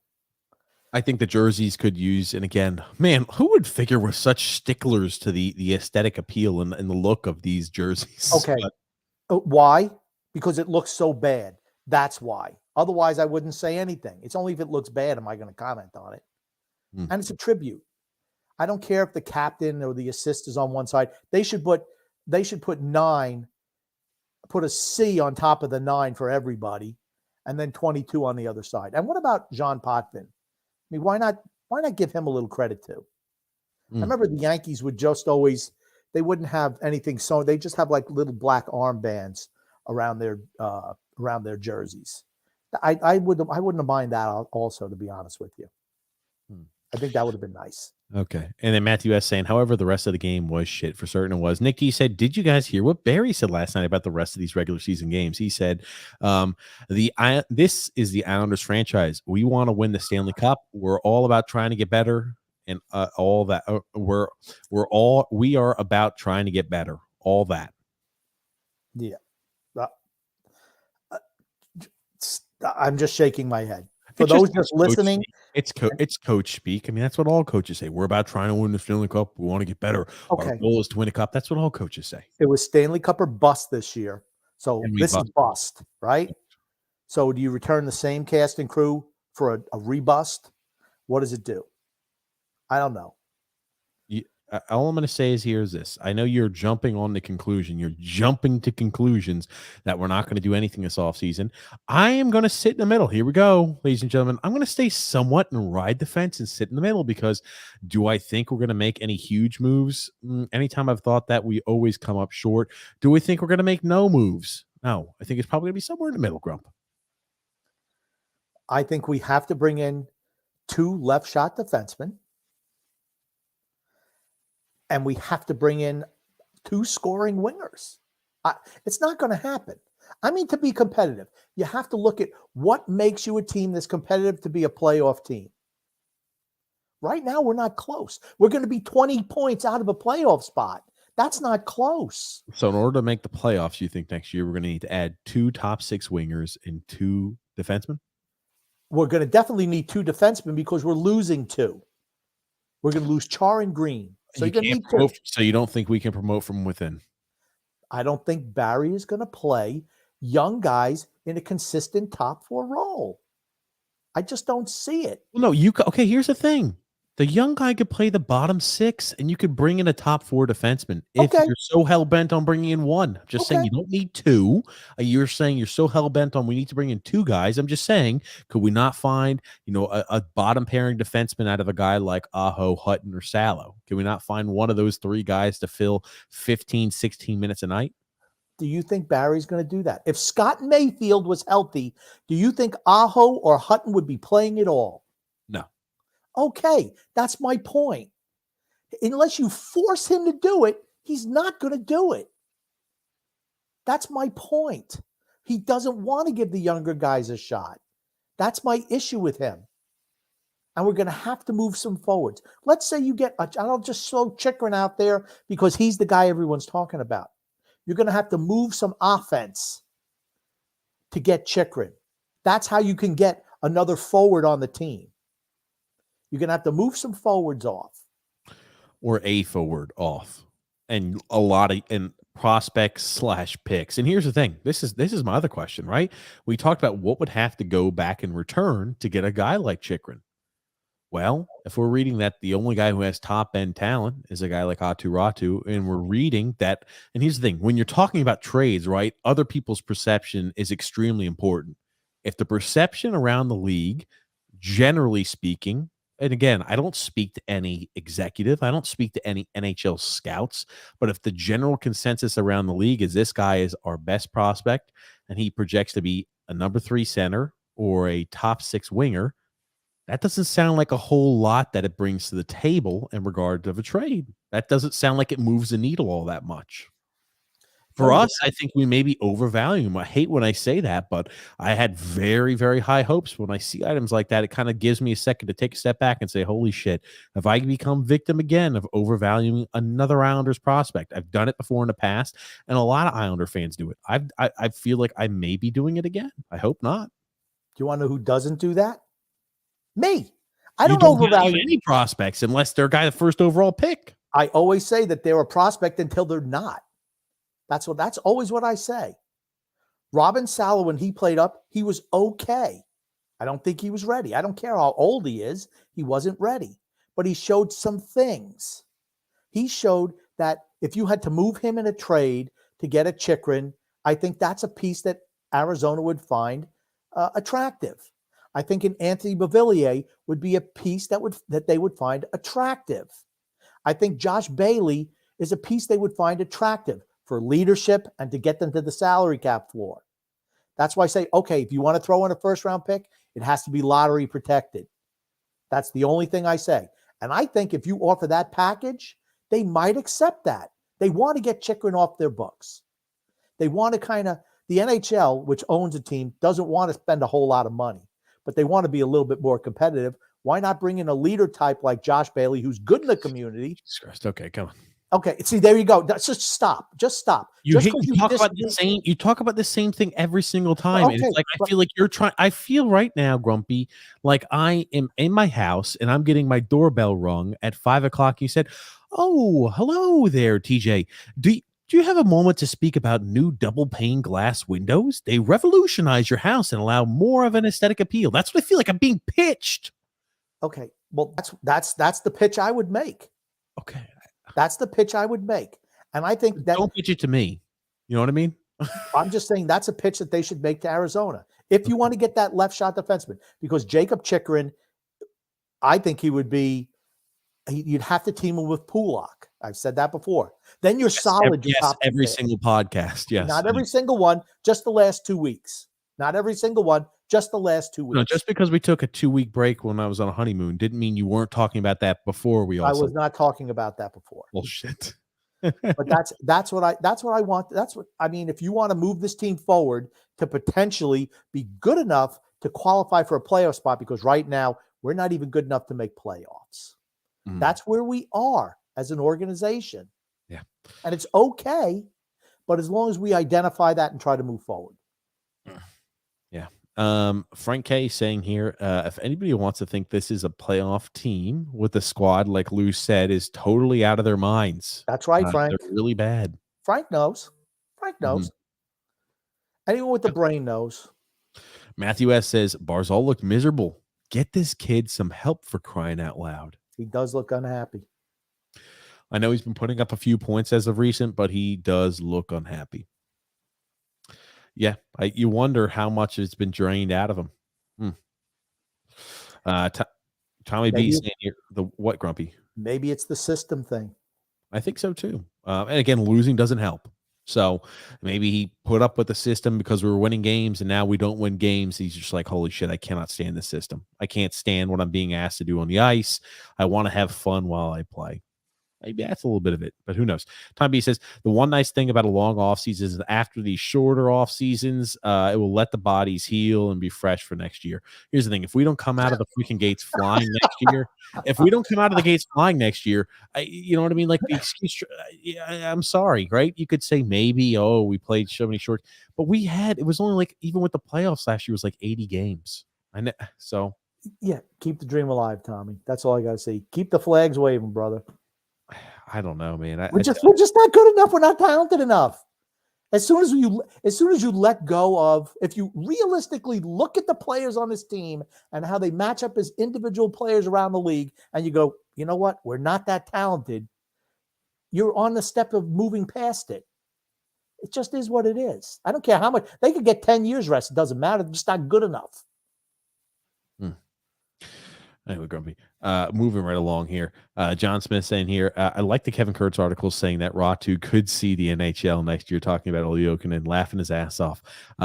He's new. So I'll give him a pass. Unless the whole team gets wiped out with COVID again, he has no chance. Very true, John.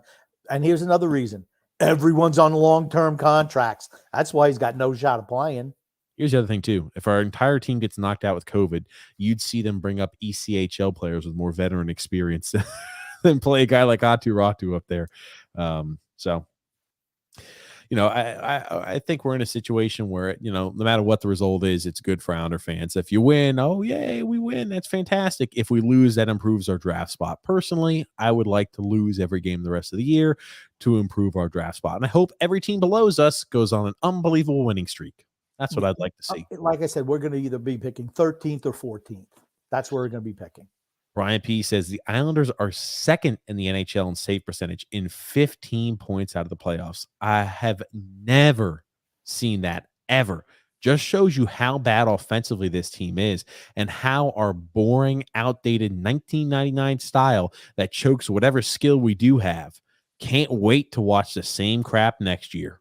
I love Brian, but I have to correct him. We are 16 points out of the playoffs right now. Are we really 16? Yeah. So we could be finishing depending on, we got the Rangers tomorrow. We're going to be 20 points out of the playoff spot. At the end of the season, we're going to be 20 points out of a playoff spot, which is what I said. For how long ago did I say that? We both said that. 3 months ago? Before we went on the trip, we said guaranteed. We thought we were going to be 20 points out of the playoff spot, maybe more. Should I break out the envelope tonight or Saturday night? Grumpy, I'm going to question the validity of this envelope because you've never shown it to us. And now all of a sudden you've been building up this envelope for years or for this year. And I just wish you would have shown us what it is. You should have written and said Grumpy's envelope so we could have all seen it. Okay. Saturday night it will be. This Saturday night, you're breaking out the envelope. Yep. Not at the end of the year? Nope. I almost feel like that. I can wait till the end of the year too. It's not going to change what I wrote down. Frank Hay says tomorrow will be a road game for the Islanders at UBS Arena, 65-35 Ranger fans. Yeah, unfortunately, I agree with that. Christopher Z said if they're quick, like you say, TJ, why back then when we played them, we wiped them out of the first round of the playoffs. That was a few years ago when we played them. What was that? That was when John Tavares was still with the Islanders when we beat him in the first round of the playoffs, right? The Florida Panthers. John Tavares was still there. He scored the winning goal in Game 7 or Game 6. I think he was talking about when we had that play-in game with them a couple of years ago. Oh, okay, gotcha. Maybe that was it. And they've improved a lot since that time period. They sure had. All the young guys have grown up together.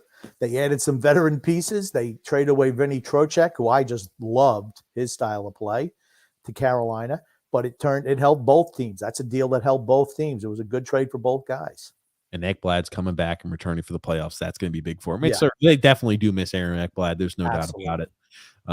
The Islanders played 3 games against Florida this year. They were 0-2-1 and have been outscored 14-4. We're nowhere in the same stratosphere as Florida. They're 100 times better than us. Yeah, we don't match up with their hip. Okay. What's their style? Really aggressive on the forecheck. How many times did we turn the puck over in our own zone because of the pressure they put on? A lot. Christopher C says, "Who wants a three-peat?" Talking about Tampa, it'll make the game boring. Oh, I disagree. I disagree totally. Matthew S saying, "No, screw Tampa." And then James F saying, "Guys, the Islanders are 14th in the draft lottery on May the 10th. Do you think they have a shot for number 1?" No. Okay. Yes, technically, yes, but no. The chance of us getting number 1 is just astronomical. That's why we need to lose every game in regulation, and we need every team below us to win. I just want us, because I don't think we're going to win the draft lottery. I just want us to be closer to the top. That's all. Brian P. saying here, I want Colorado in the West, Florida, or Toronto in the East. Tommy B's rooting for Florida in the East. Florida right now would play Washington, and they would wipe the floor with them. True. Yeah. F Toronto as well, says Matthew S. Not a fan of Toronto. Matthew C. says, I hope the Rangers and the Carolina Hurricanes get wiped out. Carolina is going to be tough. They're a good team. Here's the thing, too. Carolina hasn't had much postseason success, so I don't mind rooting for them a bit. They're a team that's been good in the regular season. I don't like to see teams play really. Again, if my team's out of it, the Islanders are out of it. I don't mind seeing a team and fan bases that have played really well in the regular season but come up short in the postseason. I don't mind seeing them go on a little bit of a run. Not at all. Carolina has a really loyal fan base too. It's like if I wasn't an Islander fan before they started making it, the first time they made it to the Eastern Conference Finals, and what was it, 26, 27 years? If I was just an unbiased hockey supporter, I'd be like, I'd be pulling for them. It's the story. They're a local team for me. I have no problem rooting for them if people want us to look for them. No James problem. F. saying here, the Tigers and the Yanks are tied 3-3. The Tigers. Toronto right now plays Tampa. Oof. Yeah, I was about to say, I know that Boston is only 1 point behind Tampa at the moment. And Tampa, I think, had lost 2 games. So I know that, my God, could you imagine if Tampa ends up as a wild card spot? I mean, technically, again, they're 1 point ahead of Boston at the moment. Boston has won their last 2 games. The Lightning have lost their last game. But, man, talk about a tough team for him to be pulling up against a wild card spot in. I think the best series in the NHL playoffs last year was Florida-Tampa. Andrew L. says, I want the Wild for some reason. I don't know. They're just kind of under the radar and similar to us in a way. I could see that too. They are. People don't even think about Minnesota. They don't even think they got a team. Frank K said Minnesota. Okay, got another Minnesota there too. I think Toronto is going to beat Tampa in the first round. Putting some money on it. No freaking way. I was about to say, we don't even know if they're going to play them in the first round. There's 1 point separating them, and both teams have the same exact games played. I mean, there's 6 games left in the season for them both. So I think we don't even know if Tampa is going to play Toronto in the first round. Well, you're talking about maybe Boston. Yeah, exactly. If Tampa has a worse record than Boston, let's say that, they lose one more game than Boston does the rest of the season, technically Tampa plays the wild card and they're playing, they're going to be playing against either Carolina or the Rangers. Well, if they need 2 points for the last game of the season, I guarantee you they're going to beat us. They're guaranteed to get the 3rd spot in the Atlantic. Who do you think they would rather play? Do you think Toronto. Tampa would rather play Toronto? Toronto. Okay. Toronto hasn't won anything like what? Since 1993? I mean, I can't remember the last time Toronto's done anything. Joseph C. says, if the Rangers don't win, I'll root for somebody in Canada because they deserve a cup. It's been 29 years. I often root for Canadian teams when the Islanders are eliminated. I mean, it's their game. I mean, I'd love to see a Canadian team win. Absolutely. And what's up, Frank? How are you? Yeah, tiebreaker is wins and regulations. Okay, cool. That's what I thought it was, but I wasn't sure. Thanks for that one, Joseph. James F. also saying, need a win tomorrow. Sorokin in goal tomorrow. I doubt it. I think Varlamov is in tomorrow. Well, but both of those goalies play extremely well against the Rangers. But now the Rangers really have something to play for. They're tied with Carolina for points. Well, here's the thing. I mean, Phil and I were talking about this. I think either team is kind of sweating it out. I think they're praying that they would rather face off if they win the division, right? I think they would rather play Boston than Tampa. So, they're and if not, do you think to yourself, I'm like, oh, maybe we'll lose the last game. We'll be the 2 seed so we can avoid Tampa if at all possible. But Jake K is saying here, I'm praying for an early exit for the Strangers, aka the Rangers. Nice to see you again, Jake. Gerard is saying sup and what's up, TJ and Grump. Did you see any of the Islander win cups in person? I was not at any of the final games. No. Don Cush here saying, if we were in the playoffs, we could beat any of the teams except maybe Carolina or Tampa. You guys give too much credit to the regular season. No. I don't know, Don. The regular season is 82 games long, and a postseason matchup could be anywhere from 4 to 7. I mean, I think it has a lot more to do when you get to the postseason about the matchups and how your team compares and system. System I think plays a little bit more in the postseason is of importance, but I don't know. With the exception of the first year Trotz and Lamoriello were here, we were not going to make the playoffs in year 2. When we had the truncated year with COVID, we technically had fallen out of the playoff spot as we had lost 7 games in a row, or maybe it was 11 games in a row, but 7 games at that point. I can't remember what it was. 7 it was games in a row. 7 games in a row, bad. And we had to do the play-in game. We were not going to make the playoffs. and everybody got a break. We got Adam Pellick back and healthy from I think it was the Achilles at the time period, and that really helped us too. And then last year, we were lucky that the Rangers in Philadelphia posed no threat. We were fourth, and we fell apart at the end. We caught lightning in a bottle with Tristan Jarry in goal for Pittsburgh, and Sorokin saved our butts when Varlamov was underperforming. And then against Boston, Carlo went out, changed the whole tenor of that series. And then we find out that Rask was playing with a torn hip labrum, which eventually ended his career. Yeah. Gotcha. Time B saying here, we could beat the Rangers, Pittsburgh, or Washington. That's it. I don't think we could beat Pittsburgh. Yeah. I don't know. I think we would beat the Rangers Pittsburgh and could beat Washington, but we would not beat Pittsburgh. Gerard saying Pittsburgh because we own them. As long as Lou and Barry are here, there is no future, says Apex Senior Citizen. Mets up by 4, says James F. Hell yeah, let's go Mets. I was about to say, James F. saying the Nets up by 4 on the Celtics. That's a big game. That's another big one. Game 2. Don C said, you don't know the name of the Atlantic Division. You have an Islanders podcast, LOL. Yeah, Don, you know that. Yeah, we're the Metropolitan Division. That's why, Don. Well, no, here's the thing. They changed the names last year. They do you remember how they ran the names differently last year? So the Mass Mutual East. Something, yeah, they changed up the names based off because the divisions got mixed up last year. It doesn't even matter. Here's the thing, Don. We do have an Islander podcast, and we talk all things Islanders. Frank Case, hold on, Grumpy. This is the same guy who said the regular season is not as important as the postseason. Hold on. This is Grumpy. Here we go. Well, the regular season isn't as important as we give too much credit to the regular season, indicating whether we be successful to a team in the postseason. Well, we gave too much to an 82-game sample size, too much of a barrence on the 82-game sample size. All I'll say is, and that's a nice caricature picture there, Don, by the way. You have to do well enough in the regular season. I know we don't want to give too much credit to it, but to make the postseason, you have to play well enough in the regular season to even make the tournament.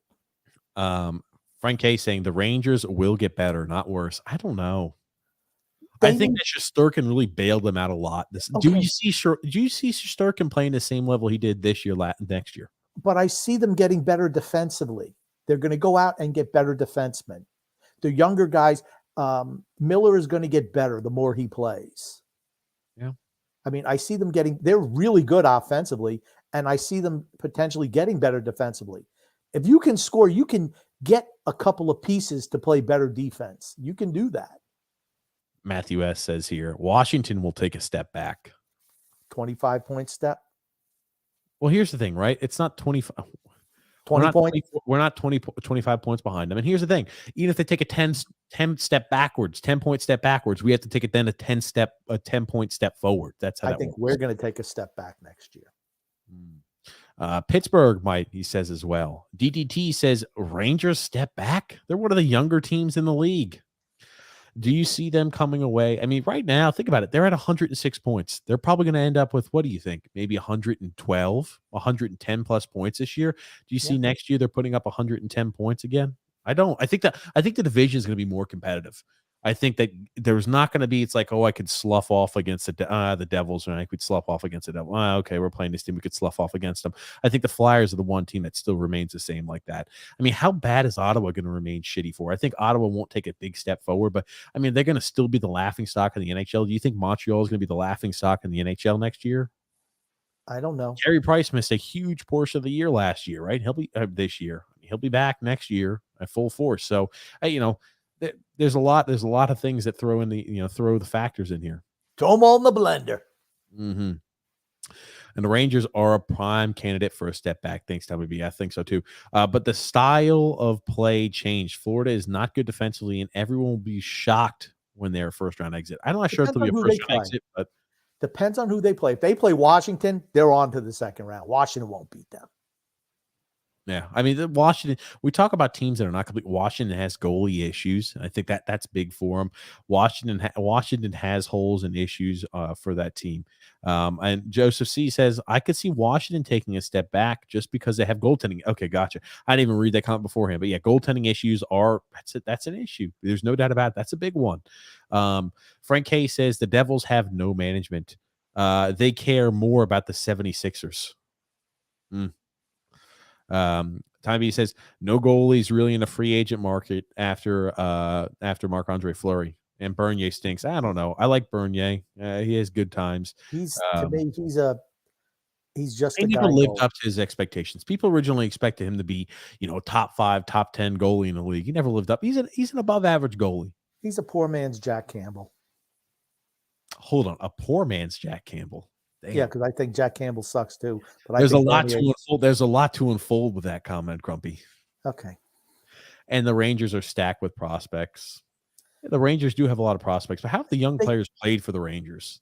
Okay, but here's the thing: Lafreniere is going to get better. Kakko is going to get better. People forget they're 19 and 20. They're still boys. They're going to get better. They need to improve their defense in front of Shesterkin. That's what they need to do.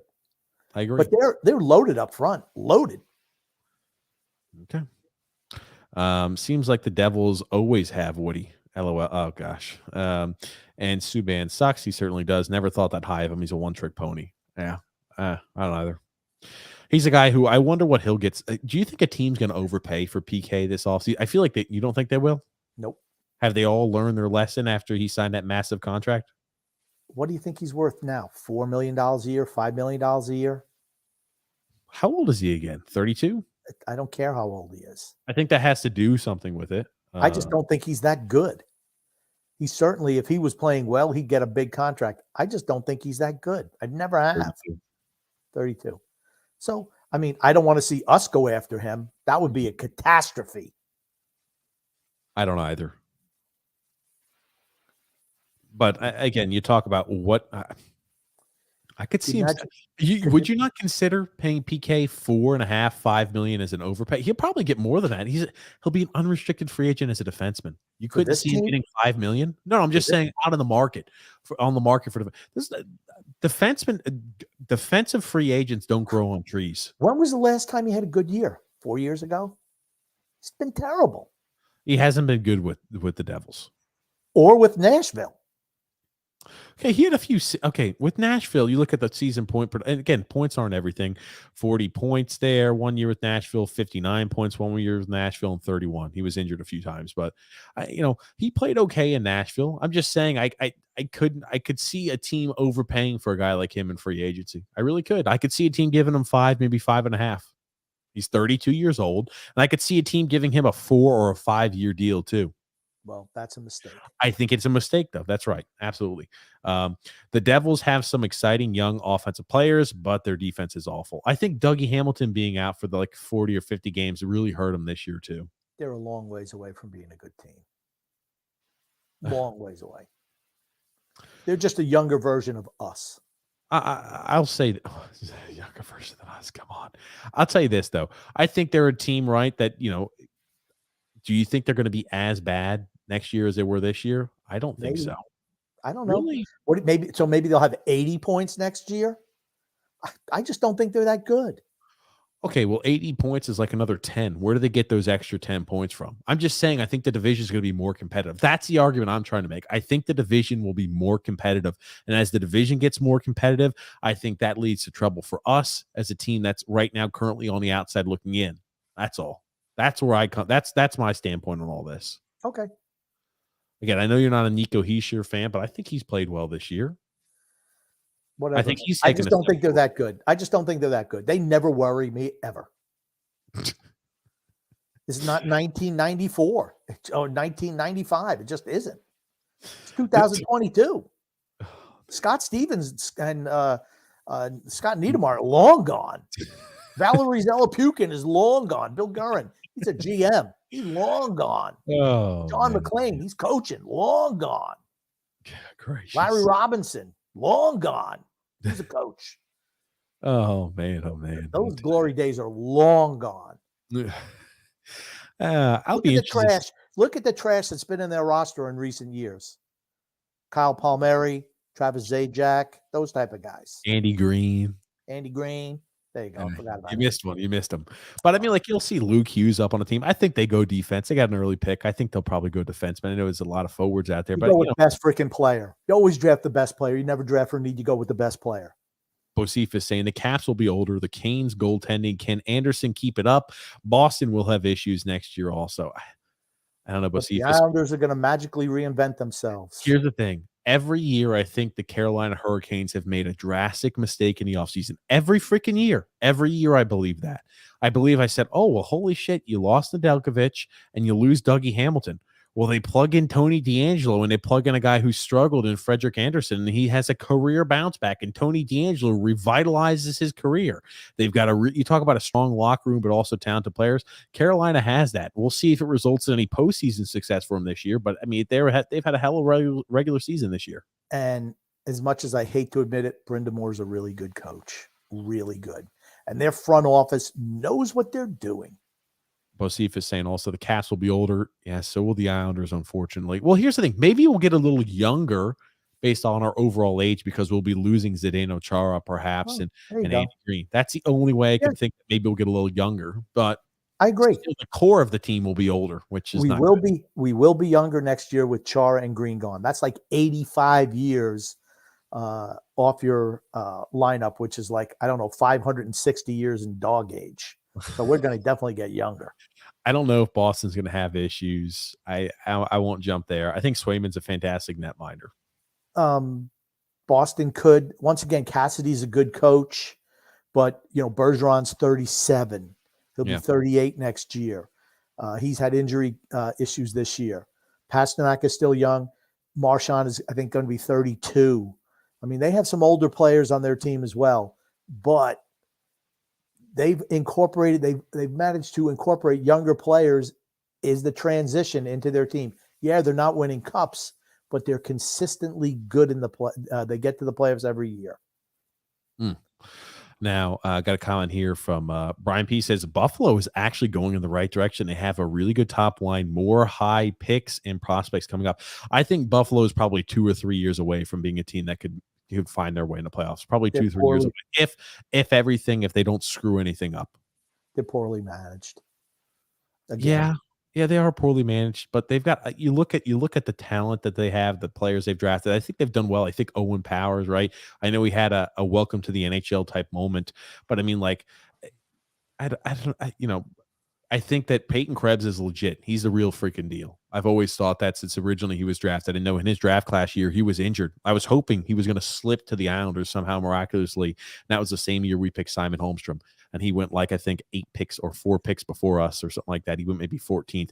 But they've got pieces, right? They've got your Dylan Cousins who are stepping up. I mean, I still think they're a good bit away. Buffalo is. They are a bit away. They're a bit away. Oh, false report. It was from Blades of Steel on Chara, and apparently it wasn't true. Okay, well, I saw it. Yeah, the report seemed illegitimate. Okay, that Chara report seemed illegitimate. Okay, fair enough. I saw it. I took a quick glance, and I said, okay, I figured maybe it was real, but maybe it's not. So maybe we might not be getting as young as we think.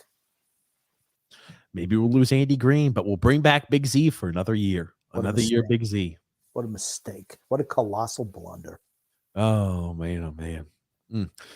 We could have gotten draft picks for Chara. Loose sucks. And Ponyboy Curtis says, good shirt, Grumpy. Better than that garbage you guys are selling on Etsy. Ponyboy, stick it where the sun don't shine. And then Brian P says, yeah, TJ, we're going to get some veteran grinders because we need veteran leadership. And then Frank K says, again, if Lou thinks that this roster, with this roster, they can win any more, he needs to go now. They need to hire an assistant GM this offseason. That should be number one. Ponyboy Curtis says, Grumpy, what's your favorite WHA team? I know we had the New York Blades. The Houston Arrows were pretty good. Gordie Howe played there. There was a team that I don't remember who was it? Was it the Winnipeg Jets? I think was a WHA team as well. I don't know who the New York team sucked, though. That much I do know. I think they had Derek Sanderson on there. But I guess Gordie Howe's team was playing with his kids. I didn't really have a favorite. Moving right along here. Time B says Trotz is on the hot seat with Lou. If Lou decides Salo is to play, Trotz won't have a choice. I don't know. Then you know what? Lou should get rid of him now because you have to re-sign Matt Barzal. You have to re-sign him. If there's any, does he want to wait to go into the last year of his deal? Or do you want to try to re-sign him now? And here's the thing: if Lou if Barry stays, Barzal's leaving. Barzal's going to leave.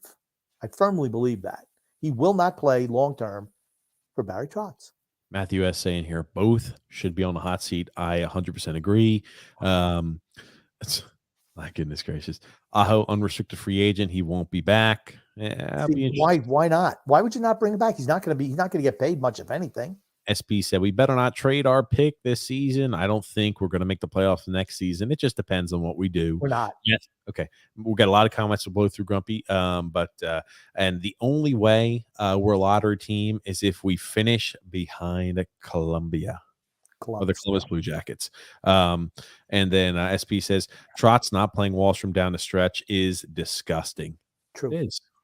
I believe it when I see it. Says Brian P. regarding Lou or Barry being on the hot seat. Faith that Lou has a clue about today's game would be restored if he actually told Barry to change some of his boring ways. Wow. Like I said, Barry he's worn out his welcome here. SP says, no way Barry plays Ratu. We've got at least another few seasons before they decide that they should try playing one of the good prospects. And whose spot is he going to take? He's a center, and he's not. Another thing. He's not replacing Nelson, Cizikas, or Pajot. He's never going to play. True.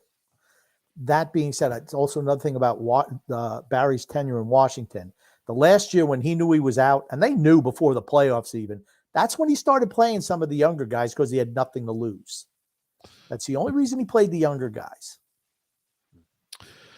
Then Don C says here, if you follow hockey for many years, you realize that only good defensive teams win the cup. The Edmonton Oilers didn't win the cup until they learned to play defense. Look at them today.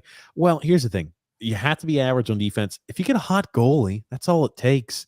A guy like a really hot goalie could single-handedly win you series and single-handedly win you a cup. Simple as that.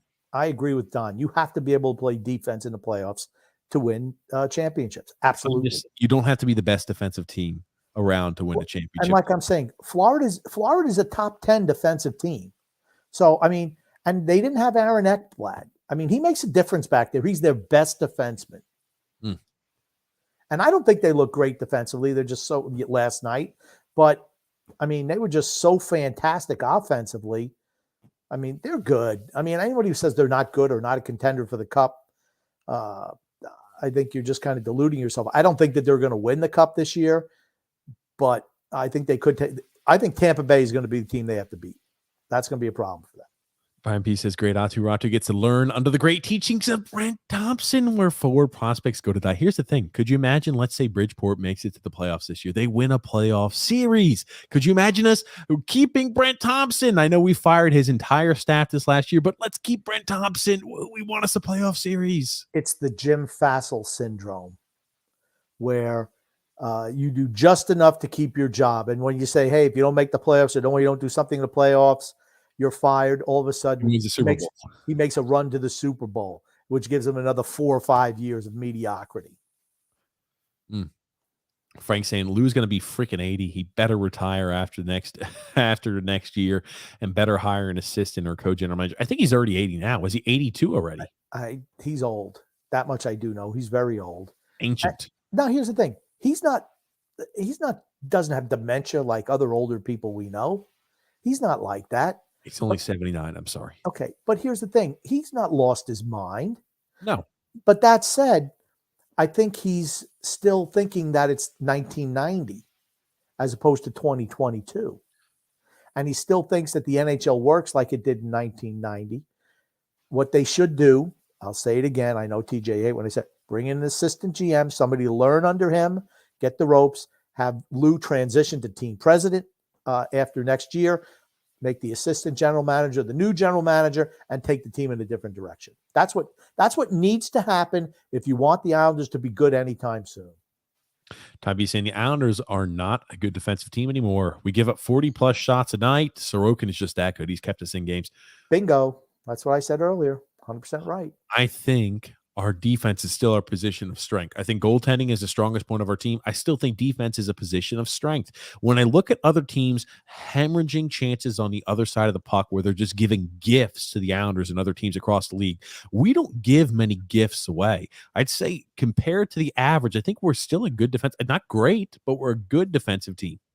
The goaltending has been really, really good. It has. We have 3 good defensemen. Yeah.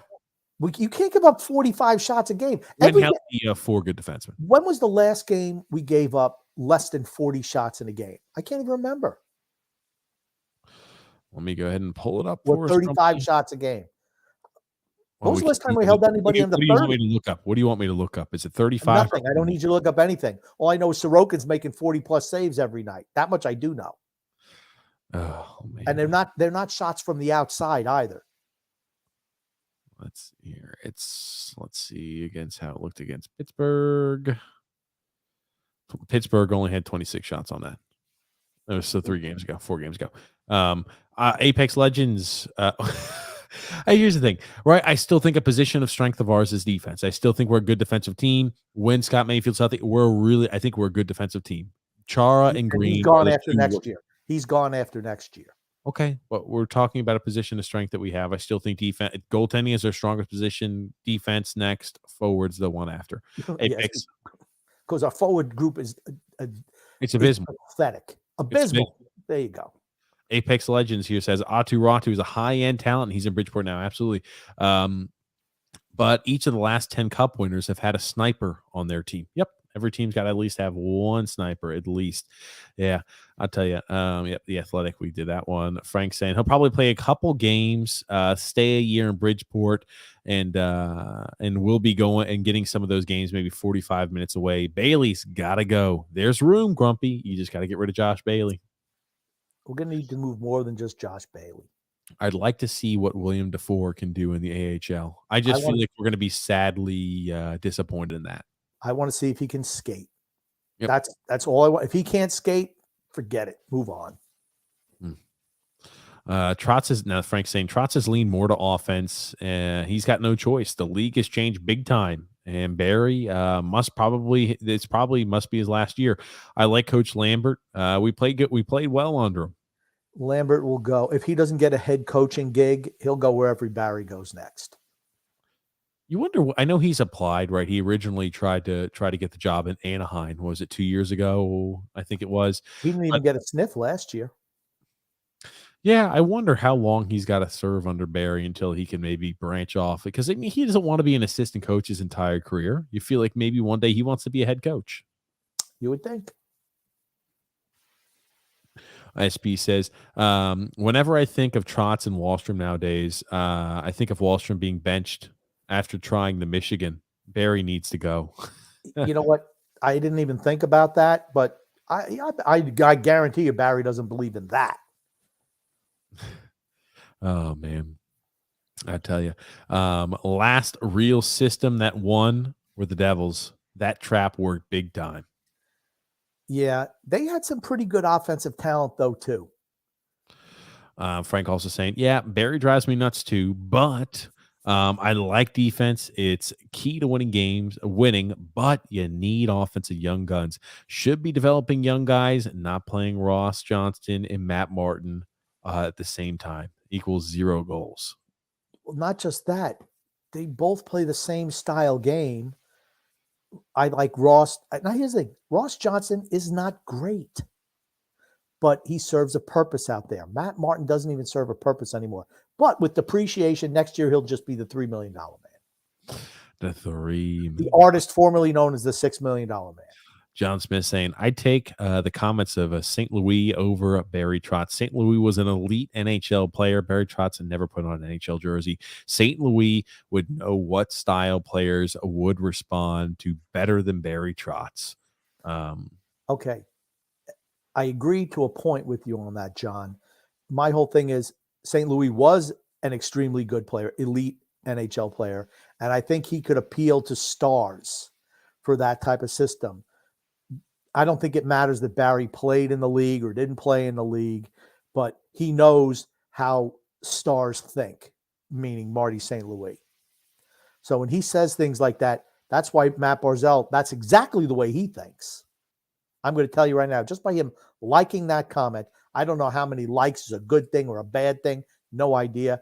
But somebody told me 432 likes in 5 years or 6 years is not a lot. I don't know. So it is significant. SB said teams build through the draft. They cannot build through free agency or trades for the most part. We've got to pick up, we got to pick. We haven't gotten a top pick in years. True. Very true. Mm-hmm. Absolutely. Absolutely. The draft is the lifeblood of the team. Period. Cheap, inexpensive players that you can pick a high price free agent to fill in. You can't have a whole bunch of teams where everybody's a upper middle class getting paid that way without that talent. It just doesn't work. SB said none of our top picks in the early 2010s panned out, and we haven't gotten a top 3 pick since 2009. You don't get great players unless you draft them, and we haven't even had a first rounder in a while. Yeah, true.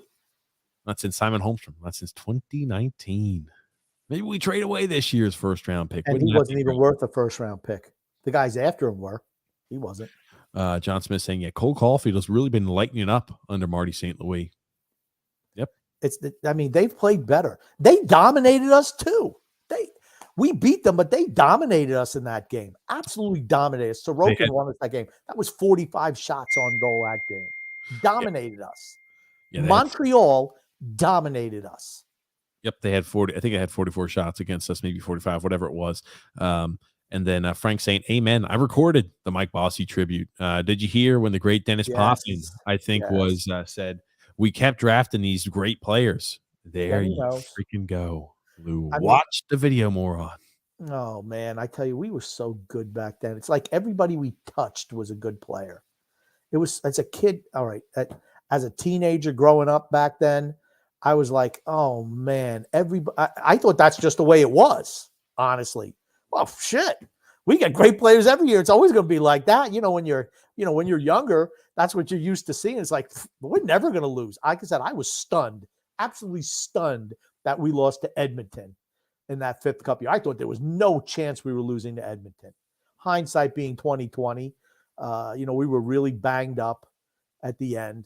But I'm like, there's no way we're losing to freaking Edmonton. We're the freaking Islanders. Everything we touch is gold. How that's changed. We're the freaking Islanders. Well, but you know what? But that's when you become a fan of a team, is when you're a kid. It's not when you're an adult. It's when you're a kid. That's when you get the lifelong attachment to a team, is when you're young. I don't disagree, Grumpy. I don't disagree. That's for certain. Got an additional comment here. SP said, all this to say, I wouldn't mind if we absolutely collapse next season. Get a top pick. If we got Bedard or top 3 or top 10 pick in 2023, we'd be set. No, we got a lot of work still to do. Yeah, here's the thing. If we wind up collapsing next year, good. I have no problem with it because it would only expedite the rebuild. We have so many guys on this team under long-term deals in their 30s. It was a mistake signing those guys. I said it the day that we made those deals. Stop doing it. Don't double down on it. You're just throwing good money after bad. Even last year, Casey Cizikas, 6-year deal for a 4th-line center in his 30s? How stupid is that? If you look at it 15 years from now, you go, oh, man, that was really dumb. I forgot it was a 6-year freaking deal. I forgot about that. 6-year deal for a guy who's in his 30s, a 4th-line center. Matthew S. saying here, I hated St. Louis as a player because of how much he killed us. But he's right. SP said we'll be in the lottery, but I don't know if we'll have a shot at the 1 or 2 this season unless we fall to 11th in the league. New rules say you can't move up more than 10 spots. So best we can do right now is 3rd. I'd be happy picking 3rd this year. Still going to get a high end forward. Maybe they'll pick, I don't know, some grinder. Yeah, you have to think they're going to go after the highest rated offensive talent, don't you? I think so. If we even have the pick. But here's the thing. If we get a top 3 pick, I don't think we're trading that away. But we're going to go rapid fire, Grump, because a lot of comments still to get through. Frank saying here, early on, Wahlstrom was creative. He made a couple of nice moves and goals, but it's been beaten out of him or something. That's Barry's style. Frank K saying here, Barzal is completely fed up with Trotz's system. I stand by what guys like Wahlstrom and Bellows would do on teams who would allow him to play offense. True. Yep. Type B saying here, it works both ways. You need a system and structure to a certain amount of instinctive use during a game. I was about to say the happy median. I think it's good to have a healthy mix. We're on the opposite end of the spectrum. We're all system, very little instinct, very little reads. True. All system. Mario says it wrong. Ovechkin and Backstrom's numbers were down 2 of the 4 years they were there. I was about to say, I don't even care if people try to argue the Ovechkin point. It's an outlier because he's a Hall of Fame guy. Simple as that. And again, I'm not going to look at the Hall of Fame player and say, because he performed somewhat similar when Trotz was there and when he wasn't. It's indicative of how all players play with Trotz offensively. SP said, our only above average good players to great talents are Dobson, Sorokin, Pelech, and Barzal. That's it. And Trotz is slowly suffocating them under this defensive blanket. I'm going to throw Wahlstrom in there too, because he has a certain skill that not a lot of players in the league have. That shot is lethal. And then Rob L says Grumpy was a misery when they went to the the semifinals and bashed players. So now Grump is thrilled he can be more negative. Why does anybody watch this garbage? Rob, Rob always. It's the truth. It's the truth. It's the truth. It's just the truth. What is the truth? I bashed the players because they sucked in the semifinals. Matt Barzal was the only guy who showed up. Everyone's heroes were all invisible. You want to know why? Because they're not good enough. I'm not thrilled. I'm pissed off that we haven't gotten rid of the pieces of shit that are littering this roster. That's what I want them to do. Get rid of the garbage. Get rid of the Jags. Hire more talented players. That's when I'll be happy. But we can actually contend for a Stanley Cup. That's why. Period. Entertain Man says here, the majority of this team was drafted by Snow. Lou has been here for 4 years and has done little to improve the team. True. Yep. True. I was about to say, besides the addition of Jean-Gabriel Pageau, which we wildly overpaid for a third line center, and besides, hey, we traded for Kyle Palmieri, can't really pinpoint too many items. I mean, he technically brought over, right? He got Sorokin over, but he was already with the system. He was already with the team. So what he has done is trade away our future for a couple of borderline above average players. Borderline. And I'm going to say that about Pageau as a third line center. He's a really good third line center. Palmieri, across the league though, right? Across the league, you're looking at a guy who's a bottom 6 guy on most teams. Some teams he'd be a top 6 guy, talking about Jean-Gabriel Pageau, but on good teams, he's a bottom 6 guy. Same thing with Palmieri. Yeah, exactly. So, we traded for 2 bottom 6 guys, but Lou Lamoriello has had legitimacy. That's what he's done more than anything else. Yeah. And so is Barry Trotz. Yes. But you look at the trades, right? Okay, on good teams, 2 bottom 6 guys. That's what we've done. And we traded for a bottom pairing defenseman and Andy Green. That's what Lou Lamoriello has done. Nothing. Really nothing. Again, I like Jean-Gabriel Pageau. I thought we just overpaid for him. Simple as that. How many guys under the age of 30 have we brought into this roster? Just Pageau. Everybody else has been over 30. Maria's saying here, why do you watch then? There are so many other Islander podcasts where you can live in. Islanders Cartel podcast. Yeah. He's talking about Rob. Rob. Yeah. Barry Trotz is a super coach. He had a bad year. 13 road games to start the season, plus a COVID player. Oh my God. Too far behind. He is a He's a cup winning coach who had a bad year. Give him a break. No other coach is better. Grumpy should fire himself off this garbage show. Keep drinking the Kool-Aid, Rob. Keep drinking the Kool-Aid, brother. We love you, though. I wonder where Rob will be next year if we struggle out of the gates. What's going to be the new excuse?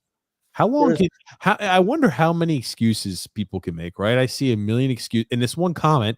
That's the Islander excuse column right there. You hear them, they pipe, they say it every single podcast, every single telecast, this, that, we're making excuses. Guess what? There are no excuses. Your team wasn't good enough. Our team wasn't good enough. That's correct. That's right. John Smith here says, the second best day of my life will be when Trotz is replaced. The first is when Bailey gets traded. Those are not close to the best days of my life. Oh my goodness, John. I hear you. SP talking about Wahlstrom. Yeah, TJ, the numbers don't support it. I'll give you that. 10 minutes a night on a checking team. That's all I need to say. Yeah, you're right. For certain you are. Lou, laughing my ass off. Spell checked it and lousy. Is that an omen? Oh, goodness gracious. Boys, no fighting. Everybody calm down. Hey, there's nothing wrong with that a little bit. Yeah, Frank saying here, yeah, freaking 80 years old Lou is. His brain is 100% via degenerating. I don't know. No, let me tell you something. Does not have dementia. He does not. Side note, did you guys know that Jason Robertson on the Stars is almost at 40 goals in his sophomore season? Crazy. Who? You give a young guy a chance. Those things can happen. You roll the dice on someone who has a certain skill set. Maybe you catch lightning in a bottle. You know what? You don't go and draft for a guy he's a safe pick. I hate he's a safe pick. He's a grinder. He's a guy who could fill a bottom six role. Is that what you're going for in the draft? You could get a bottom six player anywhere. The league is littered with them. High-end talent is what this team needs. When was Jason Roberts? Why is that name not ringing a bell for me? Because we don't watch the Stars. He's 22 years old. Okay, he was he was a second round pick. Oh, okay. So probably somebody we could have picked up when we were busy drafted. Well, maybe not. I don't know. Maybe we traded that pick away too. I was about to say there's a few years when we traded away the second pick. He was 2017. Okay, so he's a little 2017. He's 22 years old. Who did we pick in our second round in 2017? Give me a sec here. Islanders selected Robin Salo. Okay. Technically, he went before Robin Salo was selected. So, okay. Well, Robin Salo might turn out to be a good pick. I think you could say that Jason Robertson has turned out to be a really good pick for them. Now, here's the thing. If he was on this team, how many goals would he have? 10? If he didn't be playing? He's at 36 goals and 34 assists, 70 points in 68 games. He's leading us in scoring. Yeah, absolutely. Absolutely he would. Man, oh man, yeah. And then SP said he's one of the most underrated players in the league. I was going to say, I couldn't even tell you who the hell he was. I don't watch any Dallas games. I live in the central part of the U.S., and I was not familiar with Jason Robertson. It just tells you how few Dallas Stars games I watch. Ovi, dominant two-way player, one of the greatest players in history. For certain, generational talent. TJ, the entire fourth line is finished. Barely even notice when they're on the ice anymore. That's not true. That's not true because you always get to see Sorokin in net when they're on the ice. Always. Mario says Quinville, 3 cups. Sullivan, Sutter, Cooper, 2 cups. Laviolette taking 3 of the 4 teams he's coached to the finals and won at once. Those head coaches will take over Trotz any day. I'd take those coaches over Trotz any day of the week. Yeah, but they're not available except for Quinville. They're not available. When people say, "Oh, we could never find a better coach." Oh, you can get a better coach than Barry Trotz. Barry Trotz is a really good regular season coach. He's just not. I don't think he's a really good playoff coach. I don't think he's able to adjust on the fly. He's system. And if you're not loaded with talent, eventually you get beat. SB says here, I'll say this. I've come to the realization that Pavillier needs to go. He could fetch us value. He could benefit a lot from a new team, and he's just been bad all season. Trade Pavillier and Varlamov. I don't think he's been bad all season. I think he's been bad for a lot of the season, and that's why the second line wasn't great. I mean, people forget.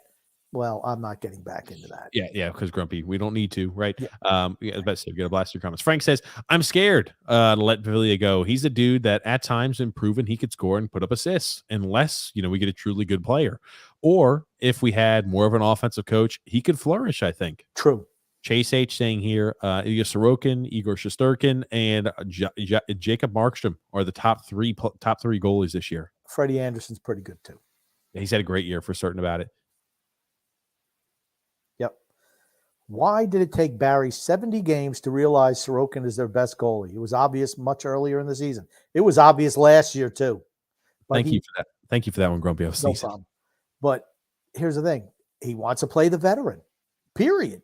End of sentence, end of story. Why was Sorokin not our starting goalie in the playoffs last year after he saved our bacon against Pittsburgh? He had one game where they lost to Boston. He never was seen again. Yeah, I didn't get that either. And here's the thing. It wasn't like goaltending's the reason why we lost against Tampa. They were just a freaking better team. Simple as that.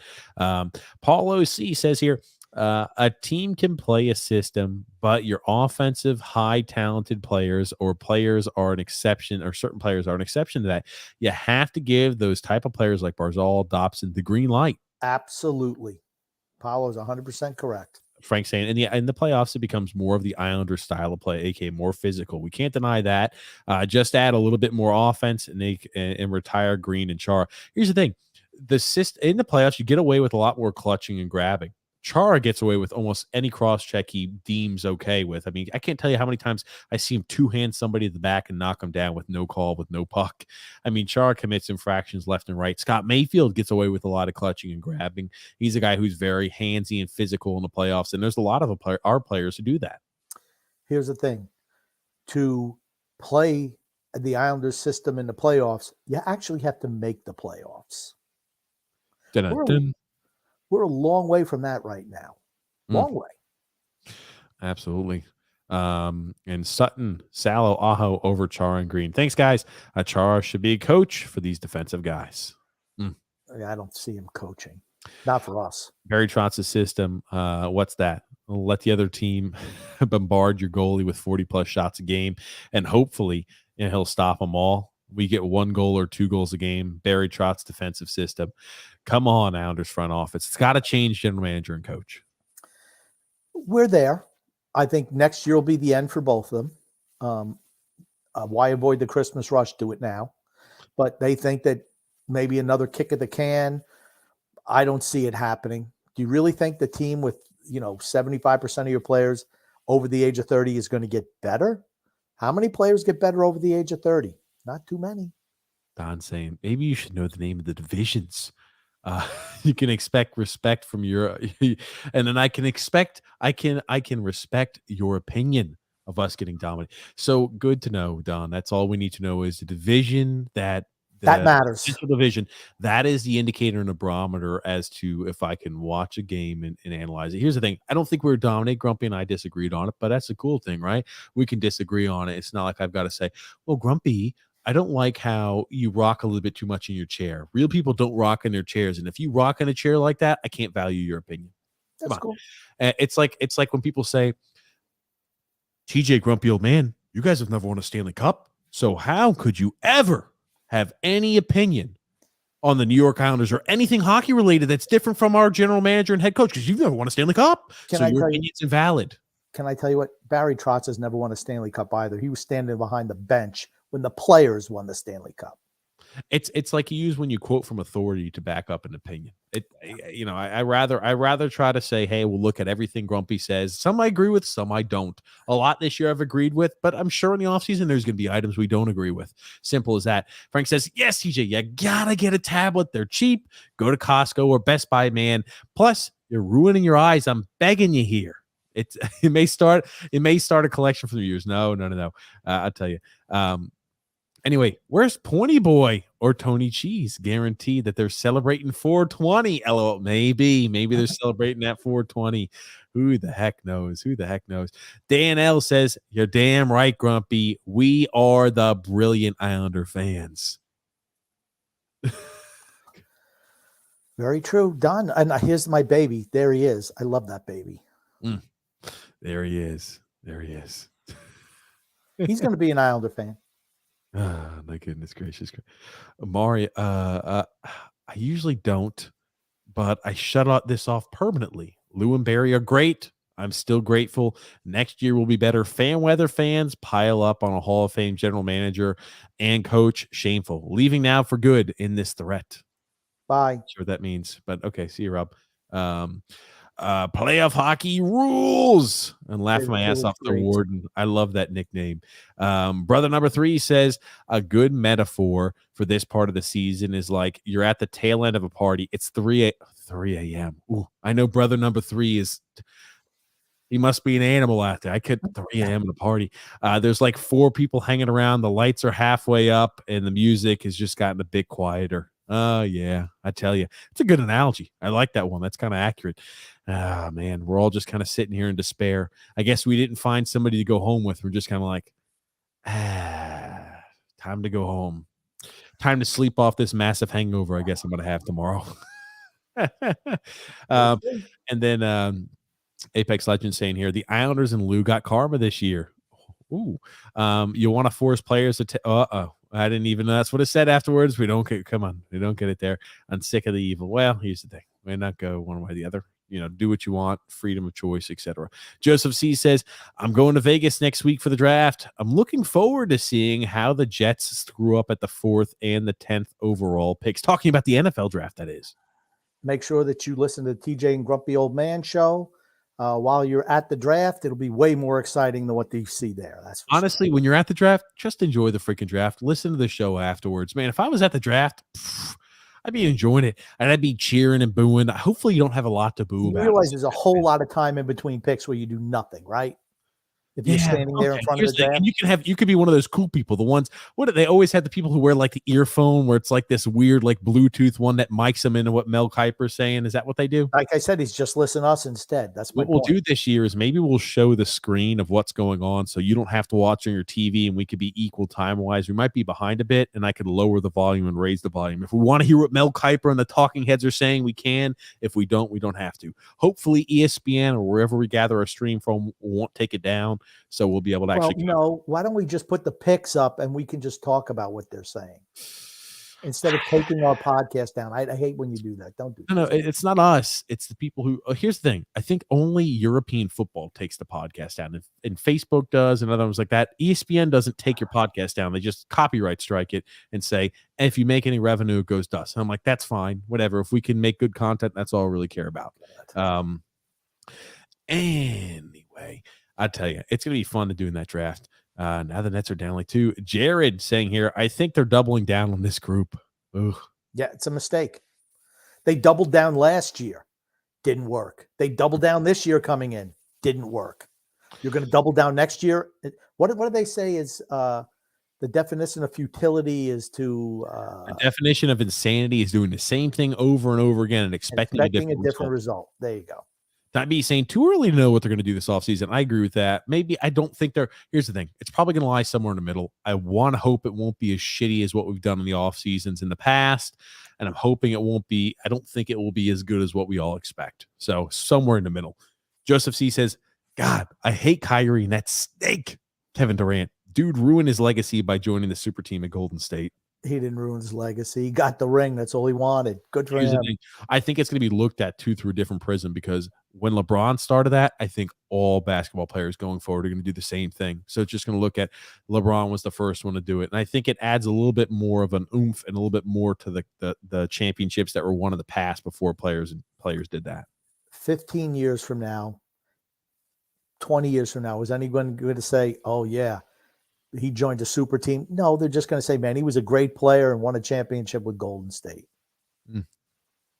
Jared says here, Salah would be a fine bottom pair defenseman on the left side. We need a top 4 left defenseman. I agree with that for certain. And Sebastian Z says here, who the Islanders should contract for the new season? Do the Islanders need a star? Yeah, well, yeah, Sebastian. The Islanders definitely. We could always use a star. I think Matt Barzal, right? I think he's taken a step back this year. I think he has. be that as it may to whatever, you want to put on there, I think he's taking a little bit of a step back.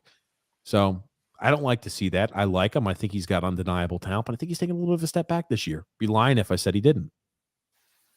True. Here we go. And here, Tommy B says Oliver Wahlstrom could very well be the biggest piece in the chicken trade, and that's what I fear. And this is what I fear is the same. That people were so gung ho to say throw in Noah Dobson as an added-on piece in a Jacob Chikrin trade, and now that you said we give Dobson a little bit of time, think about how much more longer Dobson's had in the NHL game. And again, he's just. I think he's a more talented player, perhaps, than a guy like Oliver Wahlstrom is too. Noah Dobson is. So, I mean, it's way too young yet for me to say I'm giving up on a guy like Oliver Wahlstrom. You're going to give up on a 21-year-old sniper for a left shot defenseman who wouldn't even be on your first pair. Okay. That's smart. That's a fireable offense. GM should go if he makes that move. Would it shock me if they did that? It wouldn't. Well, then guess what? Get ready for really lean years. So you want to continue to get rid of any of the young talent that we have on this team for what? To fail again next year? Okay, that works. I'm telling you, they're going to go for a huge home run. I'll tell you what, it'd be great news for Oliver Wahlstrom. He'd be a 25, 30 goal scorer next year if he played for Arizona. Absolutely. Absolutely. Maybe they could maybe him and Andrew Ladd could shit talk the Islanders and shit talk. He'd be playing first line. He'd be on the power play. Let me tell you something. That would be beneficial to him. Absolutely, it would. And then you think it's bad around here now?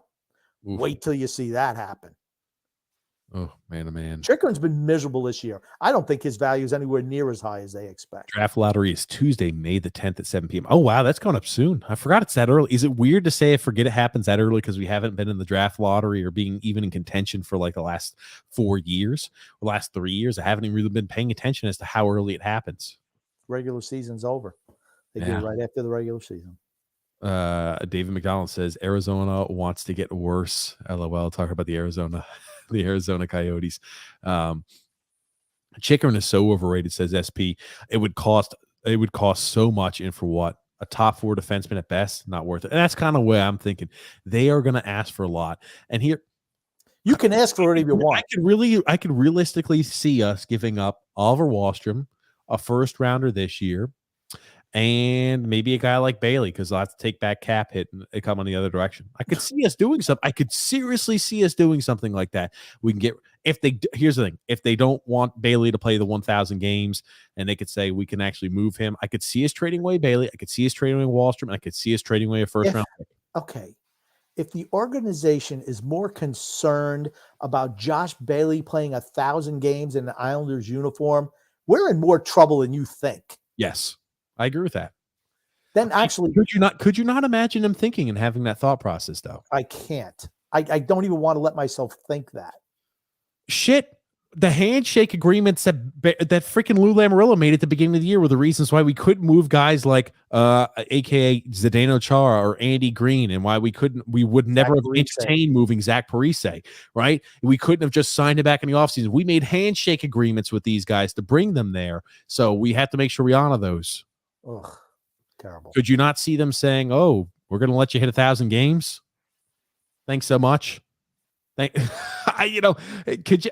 I could see something like that. I'm not a fan of it, but I could see something like that. Yeah, it wouldn't shock me either. Oh man, Yankees won 5-3, and let's say we trade away our 2023 first round pick with Wahlstrom, Beauvillier, and Salo to Arizona for Chikrin, and sign one of the either Johnny Gaudreau, Forsberg, or Raquel. You good with that, TJ Grump? I'm not. Okay, first of all, Forsberg and Gaudreau are not coming here. They're not going to play for Barry Trotz. I was about to say, absolutely not going to.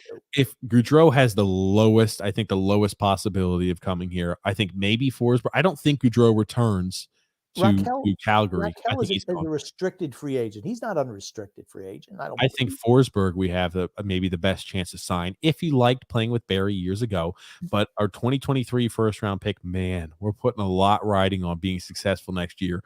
Wahlstrom, it's really early to give up on him. Anthony Beauvillier, guy who's unbelievably streaky. We're selling him on the worst year he's had in his career, and Robin Salo. it's a lot to give up for Chikrin. Here's the thing, unless they're willing to give him up for unless they really came down on the price, that's a lot. That's a lot you're asking for. There's no way Arizona would say no to that trade. You get a 21-year-old. If I was Arizona, I'd take that in a heartbeat. Oh, I get another draft pick. Chikrin wanted to leave or Chikrin has value. Maybe he wants out anyway to begin with. We get a young Oliver Wahlstrom. We get 2 top 6 forwards, a first-round pick, and Robin Salo, a guy who can maybe play minutes for us next year. Top 4 defensemen for that team. Top 4 defensemen for that team.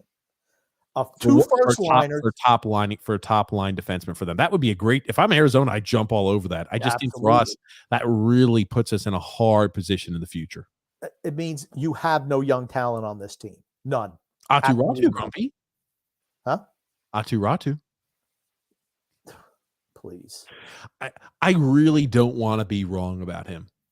Is it I was wrong about Samuel Bolduc, right? I overestimated and overvalued him and his production that he had last year, and that was a mistake. I just really hope I'm not also wrong about Atu Ratu on that side. I don't watch any Finnish games. The issue is I don't watch any of the Bridgeport games, or I watch a few highlights here or there. I don't watch any Finnish Elite League games. So I don't watch the games. I couldn't tell you how they play. I have to trust what other people read on. I don't have enough time to watch every Islander game, every Bridgeport game, every Finnish Elite League game, every Swedish. I don't have enough time in the day. I haven't seen any of his games. The only thing that concerns me is can he skate? That to me, that's like it's like the biggest skill set that everyone can have is skating ability. That's number one. I don't want a guy who can't skate for the most part. There are guys who aren't great skaters who can contribute, but if I'm looking at a young player, I want to know if he can skate. It's the most important thing to me. Make up for errors. John Smith said, you can only jump 10 spots if you win the draft lottery. So right now, the best we can do is 4th. And Grumpy, yeah, we can only jump 10 spots. You cannot get to number 1. Okay, gotcha. There's a lot of those comments here. Nick D saying here, ooh, holy shit. Look at this picture. Look at this picture by Nick D. Holy shit, Nick. I love it. I love the picture.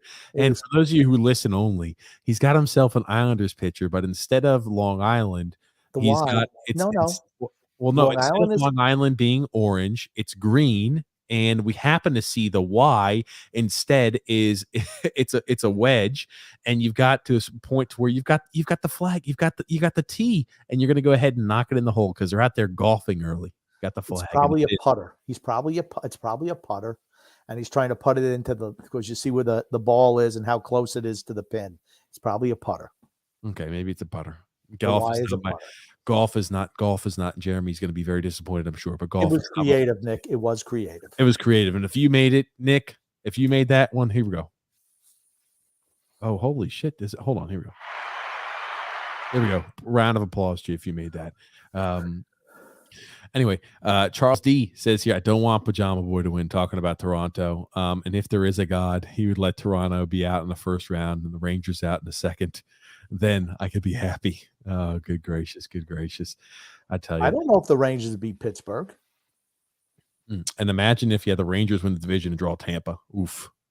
Tampa's a tough draw for anybody. Yeah, Tampa's a tough draw for anybody. I think people are I think Tampa's just kind of hiding in the weeds right now. They know how to win. We've seen it the last 2 years. Tampa's a freaking tough draw no matter who they're playing. They lost some guys, but they know how to win. JK saying here, I agree, Grumpy. I pray that the Rangers lose the Canadian teams to win if the Islanders are not in the playoffs. It's Canada's game, and I feel it means more to them. Just my 2 cents. Absolutely. 100% agree, Jake.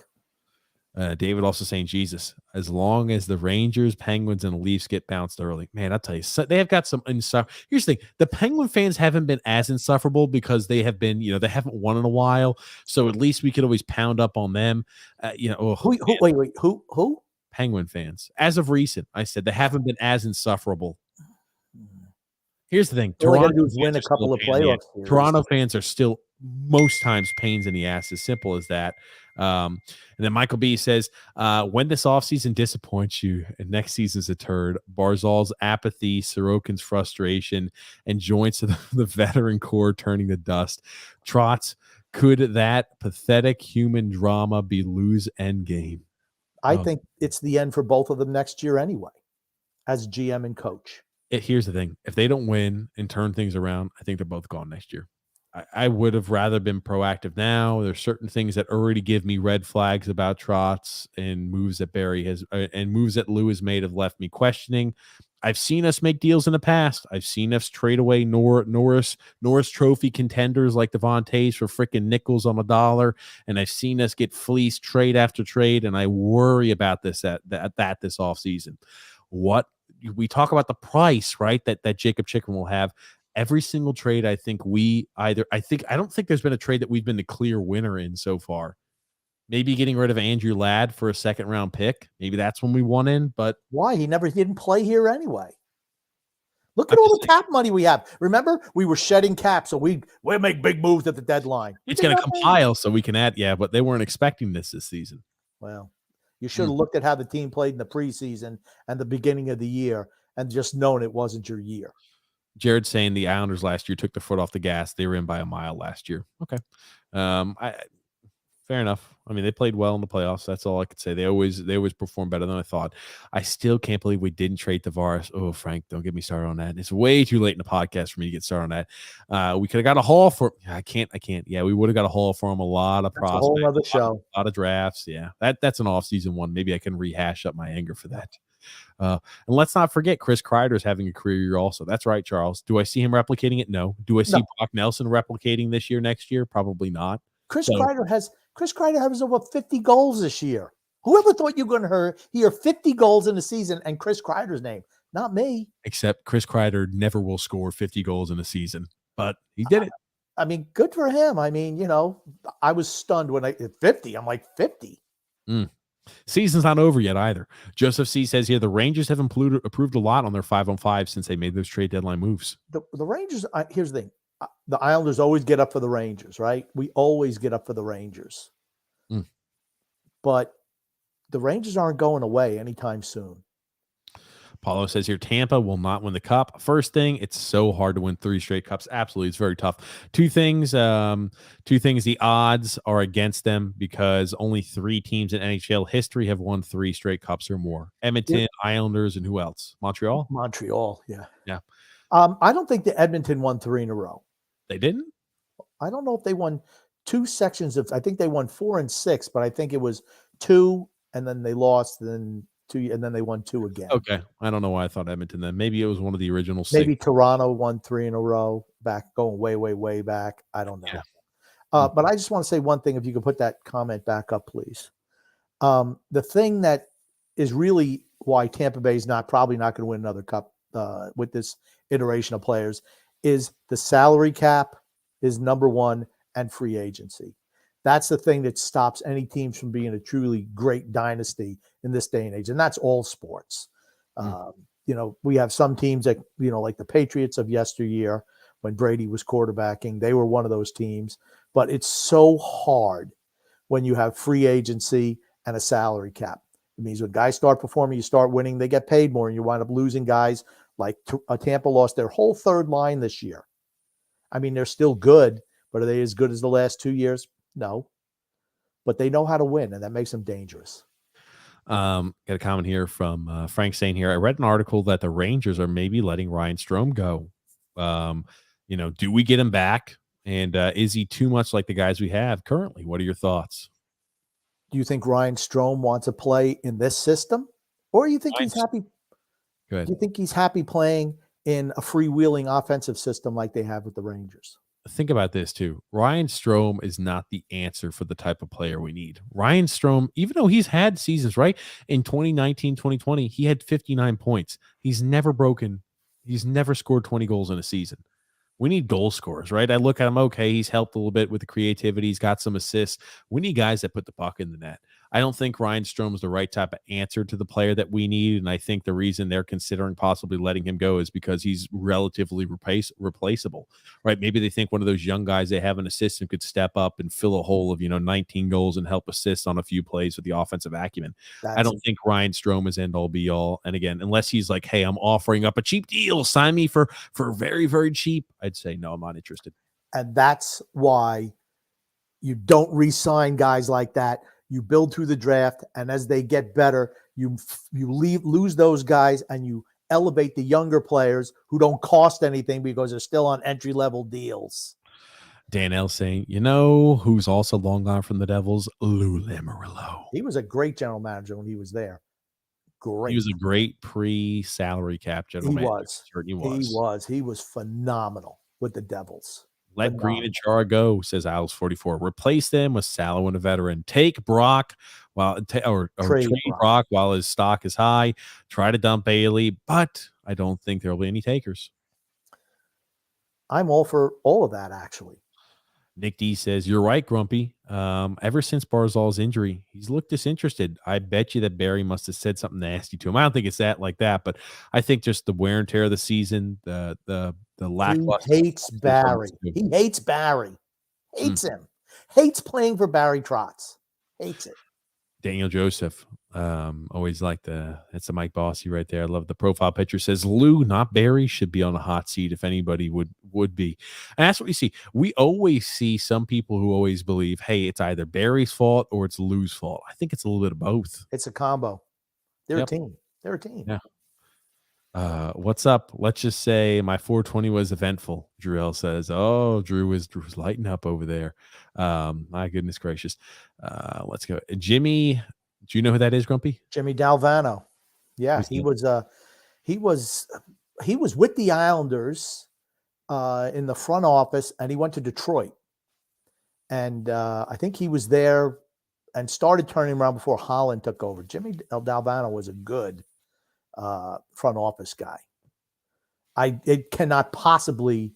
I don't think Tommy is saying bring Jimmy Dalvano back because he's got to be like freaking ancient right now. I don't want anybody who's in their 90s coming back to GM this team. Unless it's his son or something like that. I don't know. Jimmy Dalvano was a really good front office guy, though. Ariel C says here, I flip-flop that the system has nothing to do with offensive production and then that it's a major factor and does when it went back. I looked at GF when Trotz was in Washington, or the goals for when Trotz was in Washington compared to when he wasn't, and their offensive production hasn't been much better. Has been much better. Or I'm sorry, has been much better. Wow, shit, my eyes. I'm sorry. One little F up by me really changes what that means. Wasn't there, and their offensive production has been much better. True. Mets down 5-2. Oh man, let's go Mets. I'd be really surprised to see Ilya Sorokin against the Florida Panthers. It'd be a competitive, close game. I tell you, man, he's fantastic. He's great. He's great. I'd be saying Bavillier is beyond soft. He needs to hit the weight room badly. He gets knocked off the puck constantly. He wins very few battles along the board. He's a guy, don't mind moving if you can get yourself a young piece coming back. I don't want to, but I'm not giving up first-round picks. No way. Unless it's lottery protected. But that's it. You get Bavillier and Salo as a young player. I'm not giving you 3 young players. That's freaking insane. Jacob Chikrin I just don't think he's that damn good. I think if a team values him at the right spot, I trade him. No issue. I don't want to sell him on a discount. I don't want to set right. I think, right, we look at the value of what Anthony Bavillier has. I think this is the lowest his value's ever been. And I don't want to have a team say, okay, we're willing to take him, but at a cheapened price. So we're selling at a discount on an already, worst season he's ever had as a player. I don't want to do that. That's one of those things that drives me nuts. And I hope the Islanders don't do that. That's why I say, if you can trade a Brock Nelson and get 2 firsts, that's when you do it, because he's never going to have a better year than he's had this year, ever. Frank's saying, yeah, it's the best podcast by far, but I watch all of them, and some people are blind and don't want to see any truth. Well, thanks there, Frank. We appreciate it for certain. I liked Laviolette. Why did we let him go? Because he was winning and he could get a better deal somewhere else. They remember back when Milbury was the general manager and Charles Wang was the owner, they couldn't afford. They fired him. I don't remember why they fired him. It seemed like we were pretty successful under him. Maybe they didn't make a playoffs one year. I forget. But he did a good job. I mean, he was hired because he was with the Providence Bruins and they could get him on the cheap. And I thought he did a good job for us. He's a good coach. He really is. What was TJ? Do you have up what his record was his last year with the Islanders? Who is it again? I'm sorry. Peter Laviolette.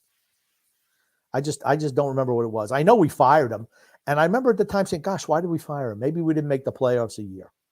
That was a long time ago, though. I was about to say, I can't. Laviolette has been there a long time. Let me pull this up here for us. Man, we're going back to the way back machine. Give me a Back sec. in the 90s.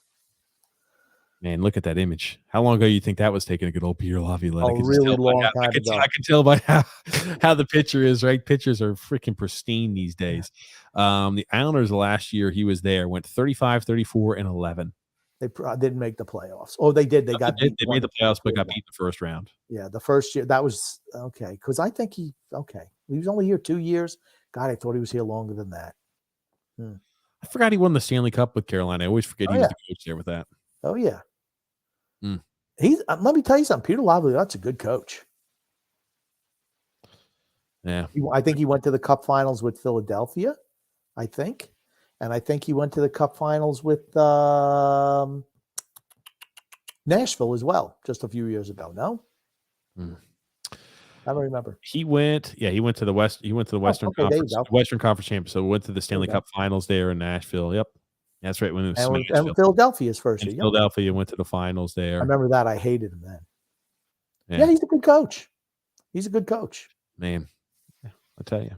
Absolutely, absolutely. Paulo C says Nelson or Pajot on most teams can be a second line center. Name at least 5 second line setters in the league better than or in the league except that are top 6 teams in the league. Name me some. I'll have to pull them up. Not today. Not today, Paulo. It's almost 3 hours into the podcast. I think Nelson's a guy who could be a second line center on some teams. I think Jean-Gabriel Pageau on over half the teams is probably a guy who's a bottom 6 forward, not a guy who's a top 6 forward. Yeah, on the good teams, he's all likely because that's what we're looking for. We're looking to be a playoff caliber team, so we're only looking at the top half of the teams in the league. I'm not saying in Arizona he could be a top 2 or a number 2 center.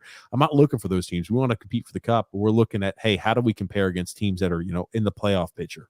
That'll be an off-season thing we can do for certain. Yeah. And here's the thing: I know people think I bag on Nelson, and I do, but here's the thing: if his value is as high as it is right now, and someone offers you a king's ransom, I'd move him.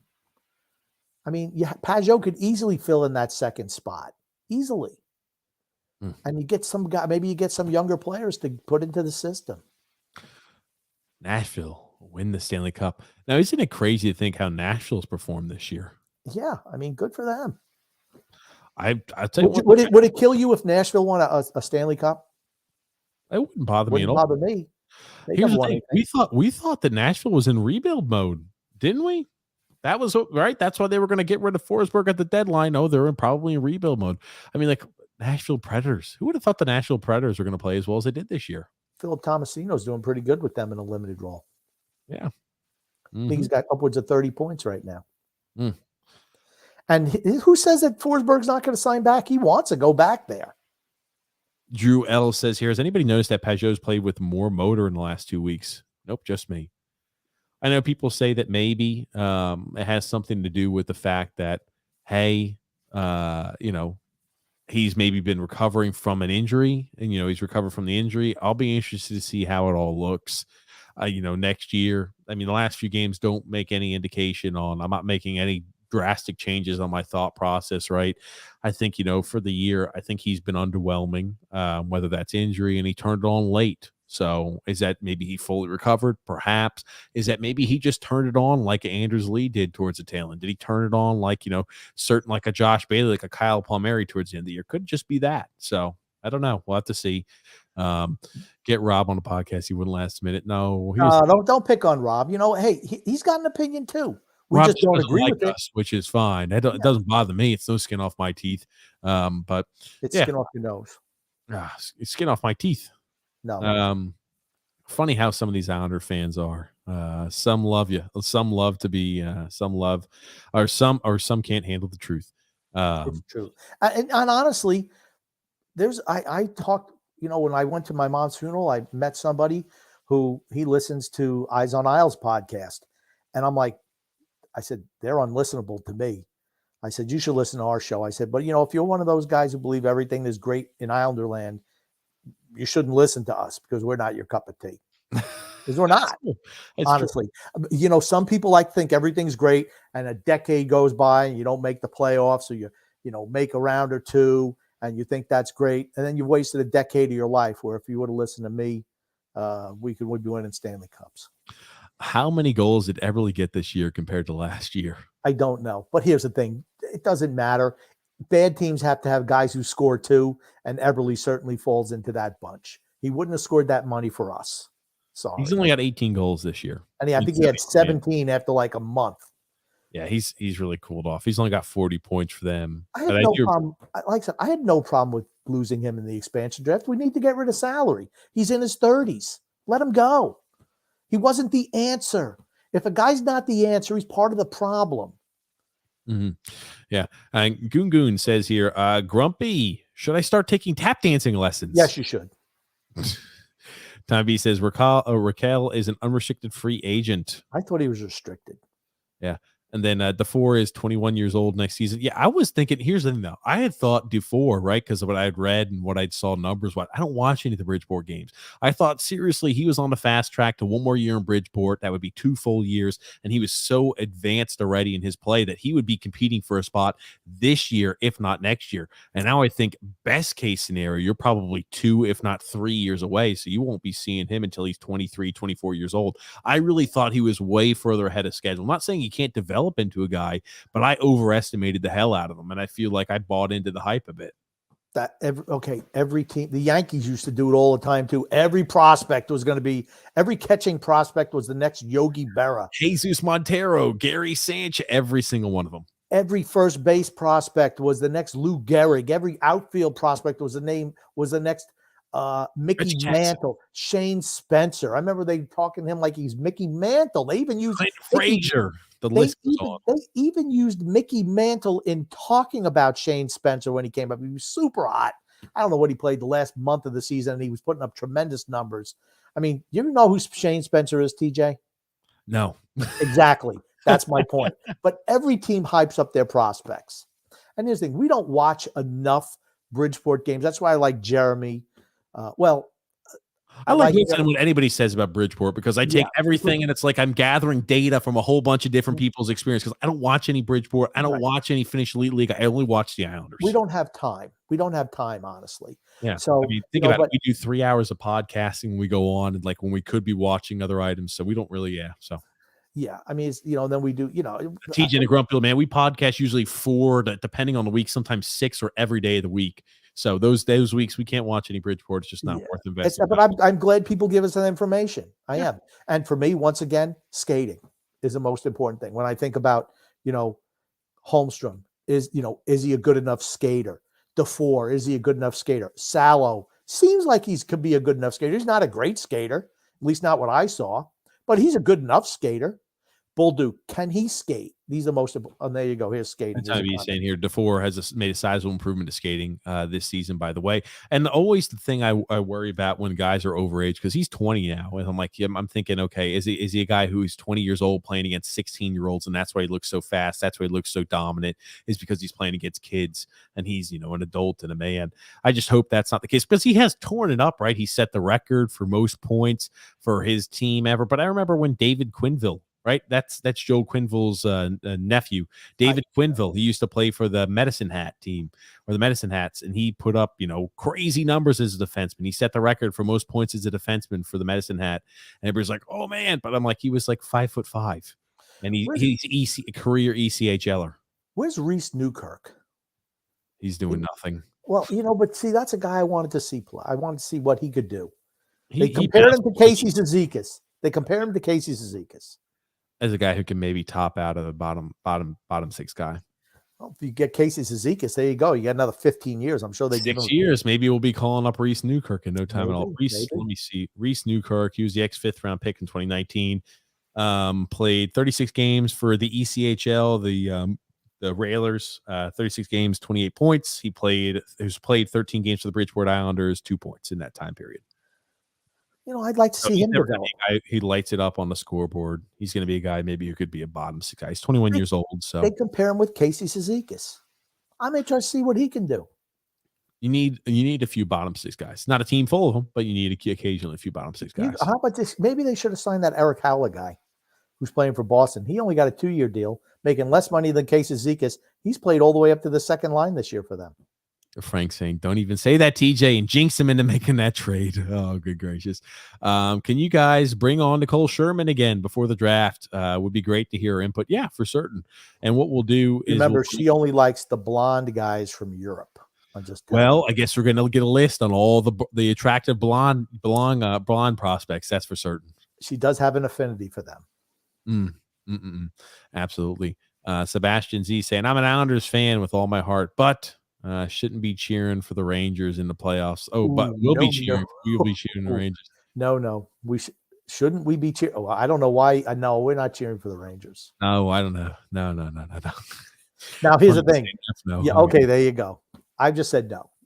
Mr. Oh my God, look at that. Mr. Trollage. Do you see what his logo is, Grumpy?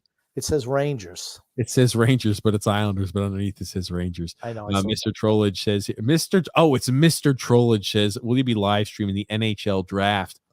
Yeah, we probably will. What's that? June, right? We might do that on the TJ and the Grumpy Old Man show, though. Or should we do it on this channel? I don't know. We'll figure it out. And we'll do it on one of the channels. We'll probably be live streaming it in sub capacity. So as long as the Islanders don't go way off the board and we have an epileptic attack. Just don't trade that pick. Well, here's the thing. We may trade. If we do, I feel like we're going to trade that before the day of the draft. Oh man, could you imagine we go on the draft, we get ready, we got all the prep and research done. We've traded Ilya Sorokin, Noah Dobson, 2 first-round picks for Jacob Chikrin. You also forgot Matt Barzal thrown in there too. Oh, good gracious. Could you imagine, though, we get all the way to pick 14. If we're sitting at 14, it goes, there's been a trade to announce. Dun, dun, dun, dun, dun, dun, dun, okay. And they don't tell us what it is yet. And we're just fuming, sitting and waiting to see what the pick is. And like by pick 20, they come out and they see how badly we've been fleeced. I could see that. Okay. That's ESPN. NFL I know. Draft. I like to do it because I'm getting ready for the NFL draft. I remember watching on ESPN the 99 draft. And I heard just before the draft that the Islanders traded Roberto Luongo and Ole Jokinen to Florida for Mark Parrish and Oleg Kavasha. And they picked Rick DiPietro. I was like, holy shit. I couldn't believe it. And there was a website up and I typed in, man, it's the worst trade ever. The team's going in the tank. It sent it back team that 10 years. And they kept deleting my damn post. It was one of those glad-hander sites. And I'm like, what the heck's going on? Why? I know I entered, it was up there, and now it's gone. Because I never post on anything. And I did because that pissed me off so much that they just kept pulling it off. I'm like, these sons of bitches. They don't want to know the truth. And how did it set us back a decade? Absolutely. I've been spinning the truth for over 20 years. Grumpy, that was back when there was like dial-up internet, right? That's right. Rick was 2001, wasn't he? Or 2000? 2001, 2000, whatever it was. It was a long time ago. 2 decades ago. Freaking decades ago. And it was dial-up. And I mean, I looked at this. I said they kept on deleting it. And of course, I didn't save it because, I had to recreate the whole thing. Internet culture wasn't that much around that time period too. So when a team, I assume, now were you up in New York at that time period, Grump? No. So you know what? I can only imagine, Grumpy, at that time period, you had no podcast to yell about the terrible decision. You had no platform besides going on the internet. I assume the warden wasn't talking Islanders hockey with you, was she? Oh, talks Islander hockey with me. She doesn't care. Gracious. She knows some of the players. She's like, why do they suck so bad? I'm like, warden, please. And she just continues to, oh man. Empire Frank also saying here, their fans disrespect Potvin, one of the all-time greatest defensemen in the NHL history, history with a moronic chant. F the Rags. Here's the thing. I think Denny now looks at it as it's almost like, and honestly, what it is, joke. It's not that it's a joke. It's they respect you. It's a tribute to how great he was. They still chant his name, 40 years after he played.